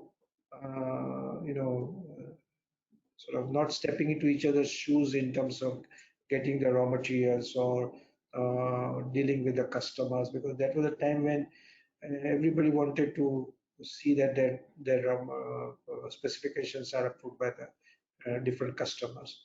So it was with that in mind the association was working. So I of course I joined. I began to also take interest in the participation or in the meeting. I think we used to meet once in a year or so, not more than that. Uh, but for various reasons, that association never functioned smoothly, because so many players sort of came and then exited the business. So nobody had that kind of a survival as GRP. So if I now look back, there would have been few dozens who would have set up their reclaim plants, and they would have closed their reclaim plant in the last 40, 50 years. So as a result of it, that association never made much headway. Is the Reclaim got standards and the BIS for each? Are you are you in in terms of technical committee to develop the right standards for the various types of reclaims? Yeah. So we have so there is one is the BI standards that we are expected to follow, but also each tire company has its own standards. So we are also required to meet their unique requirements. And this is where we pioneered, because we felt that if we had to work with our customers and we had to really earn their trust, we need to take care of their small needs. So it could be even in simple thing as like packaging specifications. So if they wanted a unique specification packaging for their needs, so like if somebody says I want 7.5 kilo packets and not a 50 kilo packet as a specification, so we decided to meet those kinds of requirements, small. I think that's where we learned that we have to earn the trust of their customers. So we need to do small things which will help the customers feel happy and satisfied.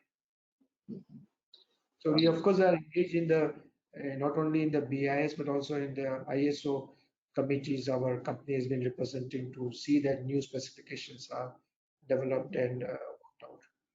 In fact, I would say that one other thing that I realized in the late 80s and early 90s, and when we began to look for export market, that the young generation rubber technologies in the advanced countries, in the tire companies, had not learned about reclaimed rubber in their universities, because by that time reclaimed rubber had vanished from manufacture was vanished from Europe and USA, and so we had to do so we actually built up an entire rubber formulatory based on reclaimed rubber, and we taught the rubber technology of this time that how reclaimed rubber is different from the recycled rubber or crumb rubber, because they thought that recycled rubber is crumb rubber, so it's a low value filler. But we had to say that reclaimed rubber is not a low value filler, but it is the third source of rubber hydrocarbon after natural rubber and synthetic rubber. You can use reclaimed rubber as a hydrocarbon source, and if you understand its properties. So that education, when we began to provide through the various literatures and funding books and etc. In those days, of course, the PDF and social was so we had to have physical books. We had to produce and print and send out to all our customers and explain to them the benefit of reclaimed rubber. So that's the kind of work which we did in those days.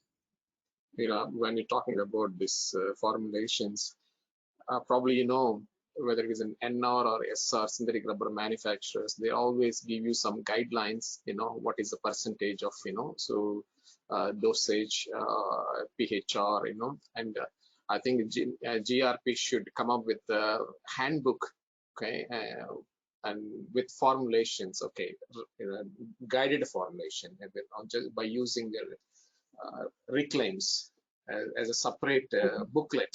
Yeah, we do have it, and we make it available to our customers from time. We keep updating this handbook and even different formulatory, and we give that based on suggestive percentage use of reclaimed rubber, how the properties change from 0% reclaim to say 20%, 30% reclaim, how the properties change. So then they can choose what percentage they want to have. So that kind of a work. But now, of course, we are back into picture because everybody is now very familiar with what works with reclaim and what does not, and therefore that educational piece is now almost over in my opinion. Yeah. See, you are involved with, even you are the raw material supplier, but you are associated with both tire and non-tire industry in India and globally as well. For Indian rubber industry, what are the way forward, and also what kind of challenges you see, and what kind of markets there's still Indian rubber people not exploring yet. So can you give some guideline on this? So if you want to look at India because of its population and because of its geographical spread, has tremendous opportunities in terms of the growth of the Indian rubber industry, not for India alone, but to become the global supplier. Um, uh, we have probably the highest number of rubber technologies in the world, in the country.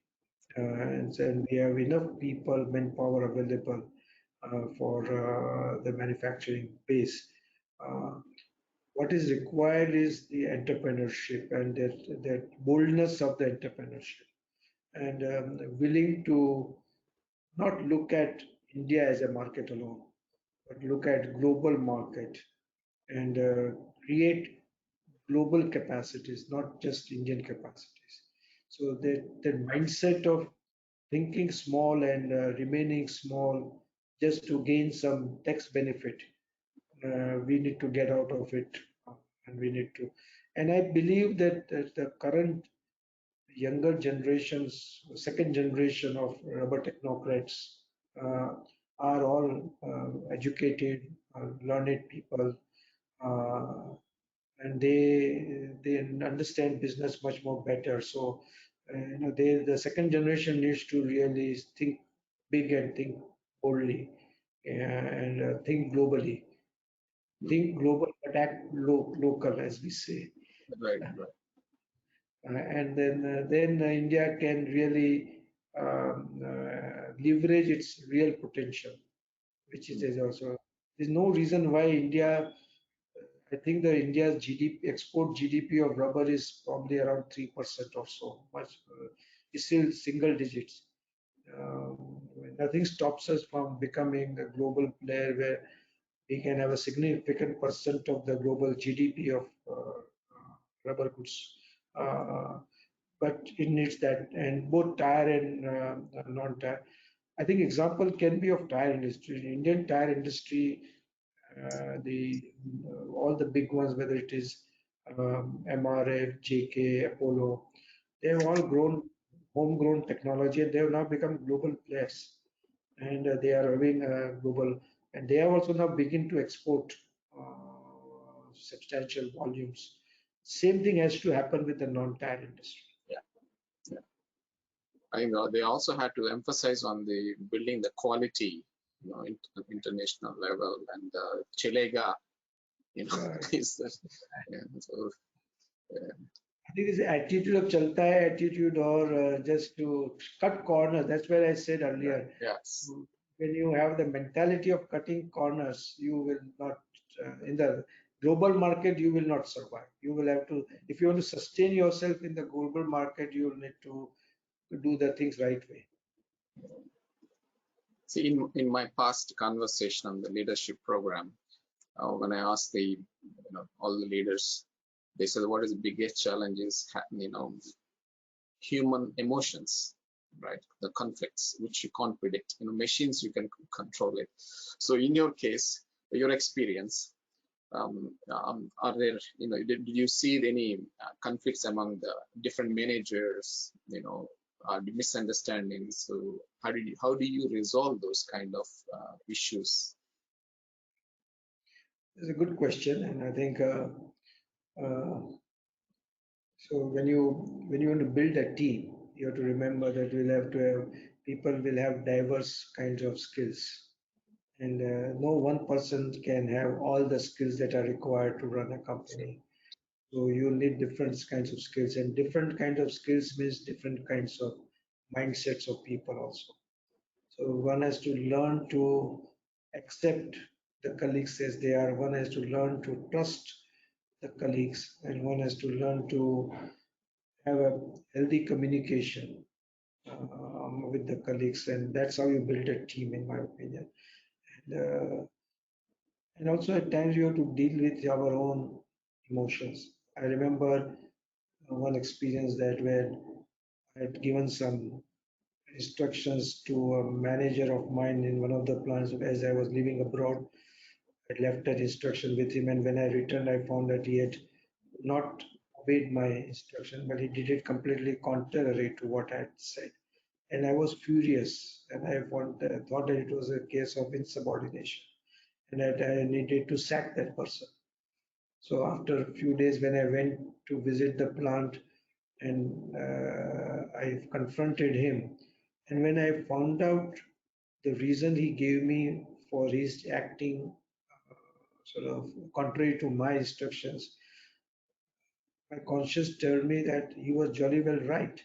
If he would have obeyed my instruction blindly, the company would have suffered.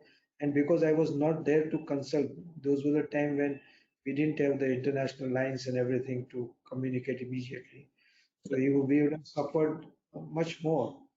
And I had to swallow my pride, and I had to say sorry to him.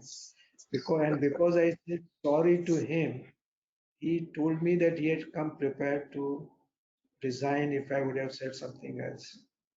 Oh. The fact that I said sorry to him made him feel comfortable, and that's where I realized that as owners, as managers, we also need to deal with our pride as much as we expect others to deal with theirs. And it's most importantly listening to them. I think Yes. that is also one factor, helps a lot. Before you say something, just listen first. So, Now I say, Param, that in today's world of information exposures, we have to listen to discern. Because under information, there is so much of misinformation being right. spread that if you don't listen to discern, you might get carried away. It's true. Okay. You are part of this Shroff Rotary Institute of Chemical Technology. I think you're doing some rubber technology, promoting the education program on the rubber technology. Can you talk about what was your intention behind it, or how it is going now? So as I said that we are as corporate citizens, we are so we contribute towards such initiatives in education. So we support education.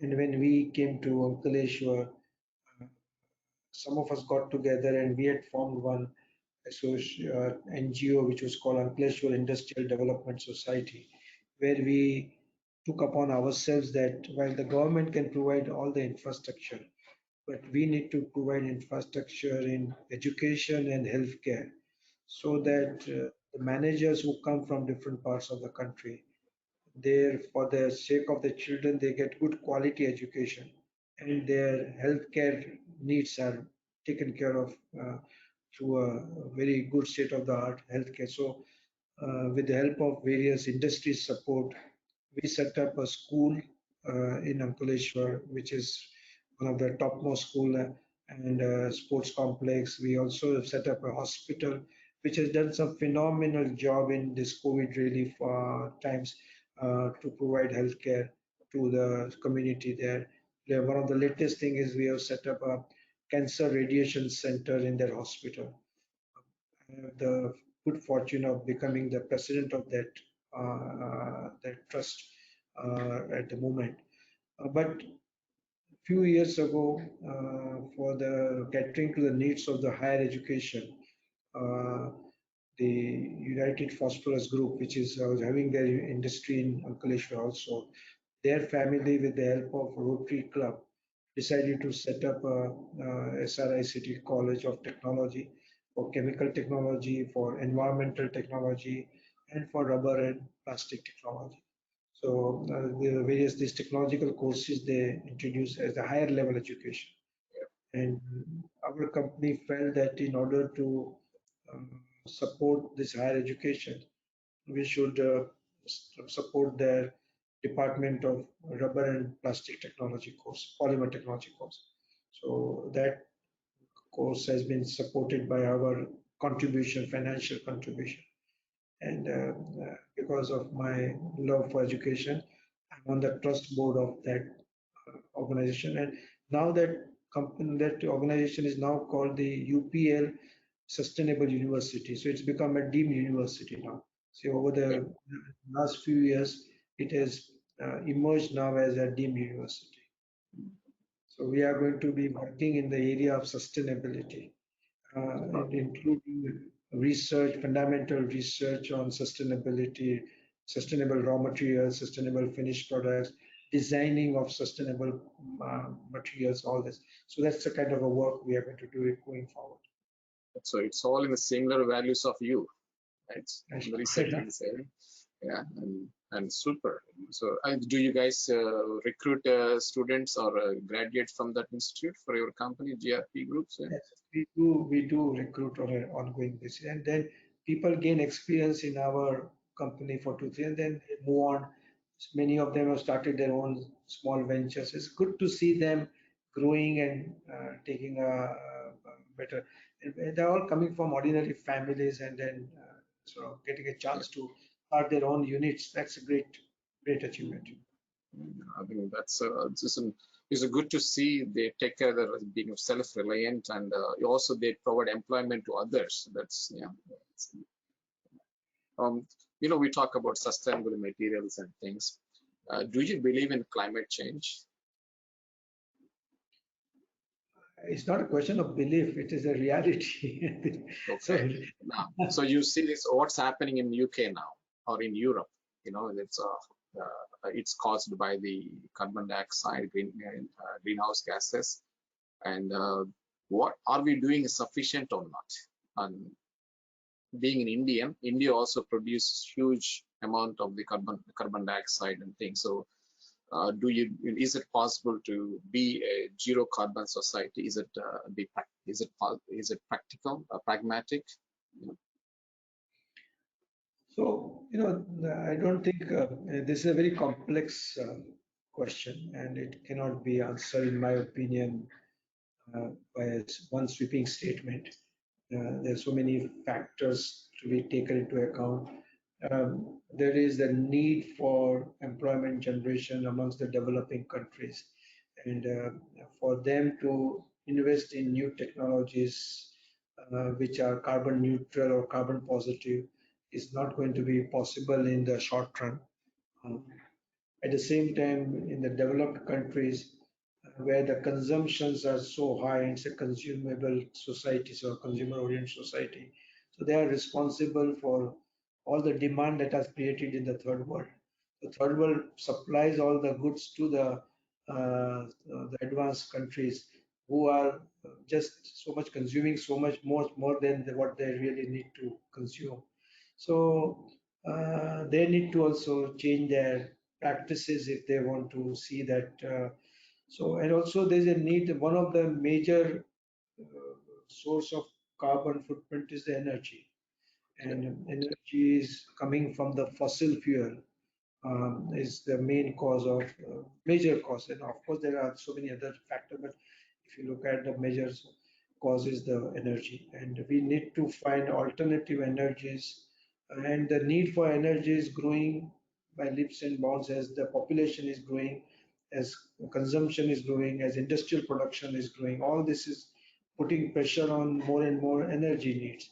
And if that energy needs has to be met through alternate sources, and I believe whether it is the solar or the wind, but as now people are talking about hydrogen as possible source of energy, and if there are major breakthroughs in this kind of areas, and if energy can become very cheap, and then we can continue the economic progress without too much of fiber, of say, carbon footprint. But in the long run, I think it's not that, it's also the waste generation.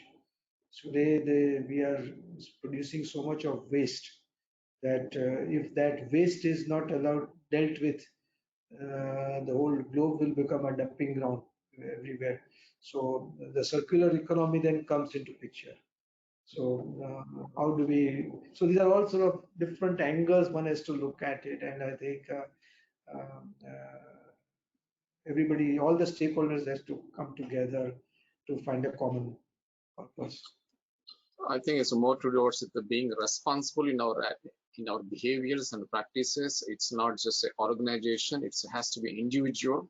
That makes a difference. I think otherwise, no matter how many policies, how many protocols, how many agreements happen, but it's down to the individuals. You are right. You are right. You are absolutely right. You are absolutely right. Okay, so we talk about the policies, the government policies, particularly the Indian government policies. Can you talk about how, what kind of policies still need to be changed for the benefit of the Indian rubber industry?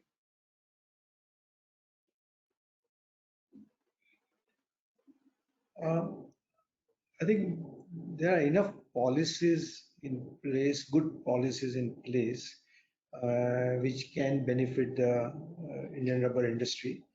The question is of implementing and making those policies more effective. Uh, and that's where I personally feel there is a need to focus on that. Uh, the other is that if the circular economy requires to be emphasized, and I'm not talking only for the rubber industry. India today produces, in fact, I was in a conclave in IIT Mumbai as an alumni where we were talking about the advantage of the what do you call the CSR funding for the technology development. And it was there I we realized that if India today produces almost 70 million tons of all kinds of waste, and this is going to grow. And if we don't find answers to this waste management, we will soon become a dumping ground for so much of this. So this would mean that all the stakeholders has to come up with a responsibility of minimizing the waste generation and maximizing the circular economy. Now, this is where government has to play a proactive role, in my opinion. They will have to not only ensure that legislative wise waste generation is controlled, and those who are responsible for irresponsible waste generation, they should be penalized and they should be punished. And those who are making uh, positive contribution in the circular economy, they need to be encouraged and incentivized. Now, this is where the government can make some changes and contribute towards that. That's the only thing I can think of. Yeah. And as you know, this the rubber industry is, I think 95% is a family-owned businesses, and the transition is a big challenge. Okay. Harsh Gandhi is following your footsteps, I guess, right? Okay, but is your limited listed company. But when I was talking to you, I met Harsh for probably 2 times, a very short time. Now I feel that the way he behaves, it's also same like you. For the people in the family business or in the rubber industry, if they want them to transition to the next generation, what kind of things that you suggest for them? So, in my opinion, the first generation, many of the first generation entrepreneurs in the rubber industry were technocrats. So they were either technical people working in some companies and they decided to set up their own plants, etc. And they had this mentality of remaining small to take benefit of the SSI, whatever concessions were given. I believe now the second generation is, in many cases, is more educated, more enterprising. In some cases, there are no such second generation who are interested in the same business. So the first generation continues to sluggishly survive, but don't know what to do about their business. But in either case, my feeling is for a sustainable growth of a family-owned business in India, professionalism is a must. Yes. And our approach professionalism also means ethical way of doing things. And if family businesses learn to do the things the right way, ethical way, they will have much greater chance of survivals, growth, sustainability, and also earn a reputation for themselves. So even if tomorrow they want to exit from the business, they will get a better price for their enterprise if they have done their homework well and done everything properly. Yeah, that's very important. Managing the company, even if it's a family business, managing it professionally makes a difference. Even you can pass on to somebody else, that the company stays on. So outside the rubber industry, GRP, what are your personal hobbies, sir? How do you spend your time? And what do you have any activities other than rubber? So I am connected with several social organizations, particularly in the field of education. As I mentioned to you, this trust that we run in Ankleshwar, where we run a hospital, a school. We have a similar educational institution in my father's native place in Bhavnagar, where we provide affordable education to 4,000 girls. It's only the girls' institution, and there is from KG to PG, as we say, from kindergarten to post graduation. Wow, So okay. all for the girls. Similar, there's an institution in Mumbai where we have 8,000 students studying in different streams of education. So there has been, so I spend time in different such social organizations, being connected with them in different capacities. Uh, I'm also of late, in fact, for many years, I've been reading my own scriptures, and of late doing some English translation of my scriptures. So it's a little work away from the social, or it's to do with gaining a little insight into my scripture and using my knowledge of English to see how we can convert it into English. Well, it's nice that you emphasize a lot. KG to PG is a great project. It's interesting. Yeah, very interesting. So, okay, we're almost coming to the end of the conversation, and before I let you go, I would like to touch two more points. One is that what is I know I think you reduce your role at the GRP and pass on the role to the Harsh Gandhi as a joint managing director. But I'm sure that you are part of all the future plans of the GRP. So what else is in the plate? How do you see the GRP in the next 10 years time? So we are sort of at a board level and at the top management leadership level. I think that those discussion is more focused about what is should be our identity going forward. So should our identity remain in the reclaimed rubber as a reclaimed rubber manufacturer, or now that we are ventured into these other verticals, should that identity be there, or there is a common identity which views all these activities and the future activities together? And therefore, we feel that we want to come out as a sustainable company, a company which is offering sustainable solutions. So in the sphere of sustainability, wherever there's an opportunity where we can contribute and see that as a commercial opportunity, we would like to venture into it. So if in fact all our current activities are part of that sustainability, whether it is reclaimed rubber, CDF, or whether it is engineering plastic, nylon recovery, or rubber composites, polymer compound, all these are in that same sphere. So we want to grow in all this in future, and that's how we would like to be known in future. Super, super, super. I wish you the best, sir, that one. Thank you. Thank you. As a part of the, the rubber industry leadership, one question I do ask all the guests is that please recommend a few best practices for the managers as well as leaders of the rubber industry to excel and to sustain in the business for a long time. Can you share some? I know we talked a lot, all those things, good practices, what you done, but kind of summarizing it. Yeah. I don't think I'm qualified to give some kind of a lecture on the best practices because I'm not an academician from that angle. But from my experience only, I can say that one of the real quality required is to be authentic and to be trustworthy.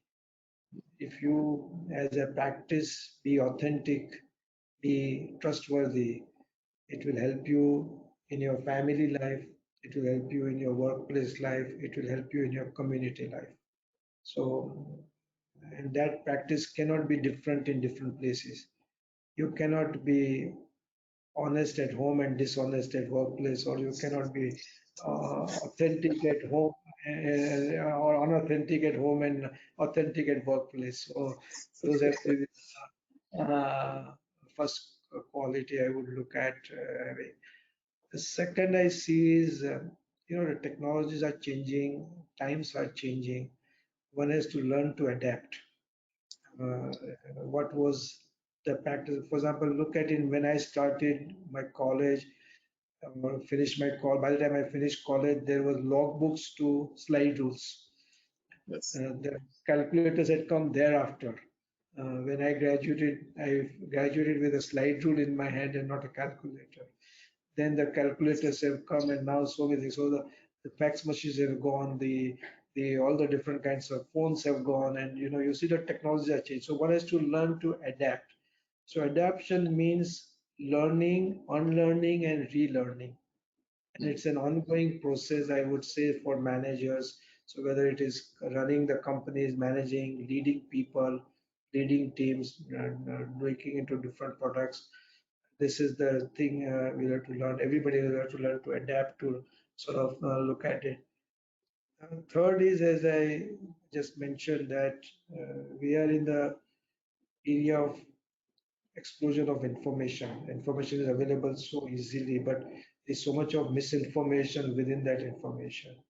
So each one needs to learn to discern what is right, what is useful, what is important, and make a choice on the basis of how you discern the information. And if you do that, a lot of your time can be saved. Today we spend more time in on the WhatsApp in reading all this information than spending more time in forwarding it without understanding what it means. So, if one can learn how to listen and to discern, and then it will be helpful from that angle. I think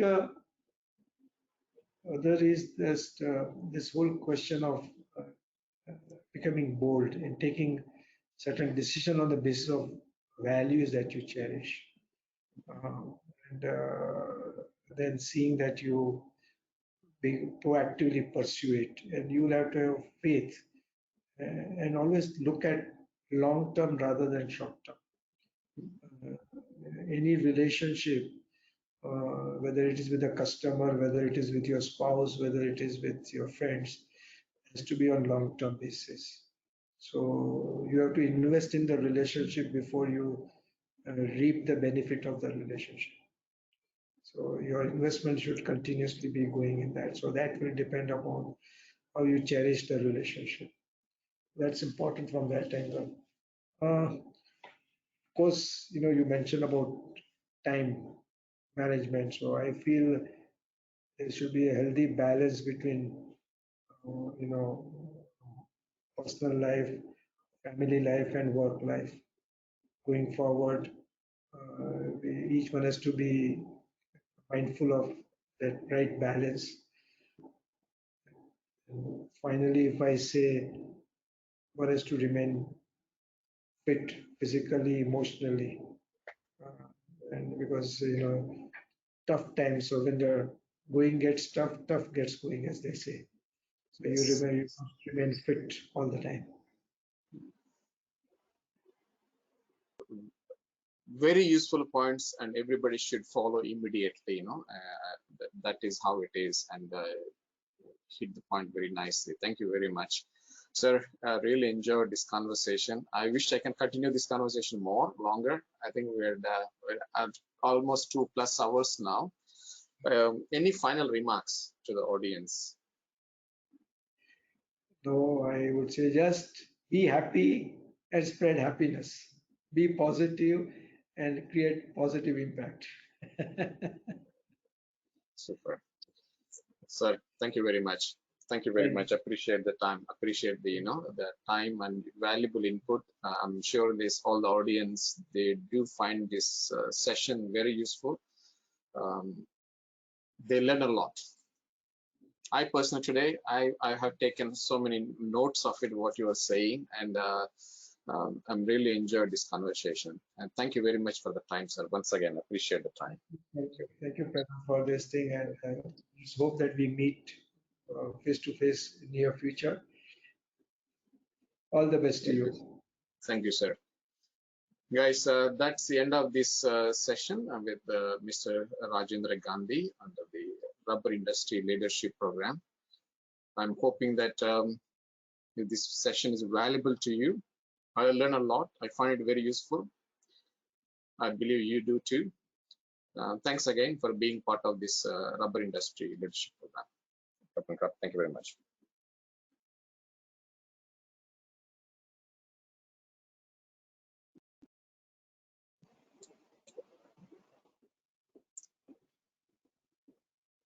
Okay, that's the end of this conversation with Mr. Rajendra Gandhi, Managing Director of the GRP Limited India.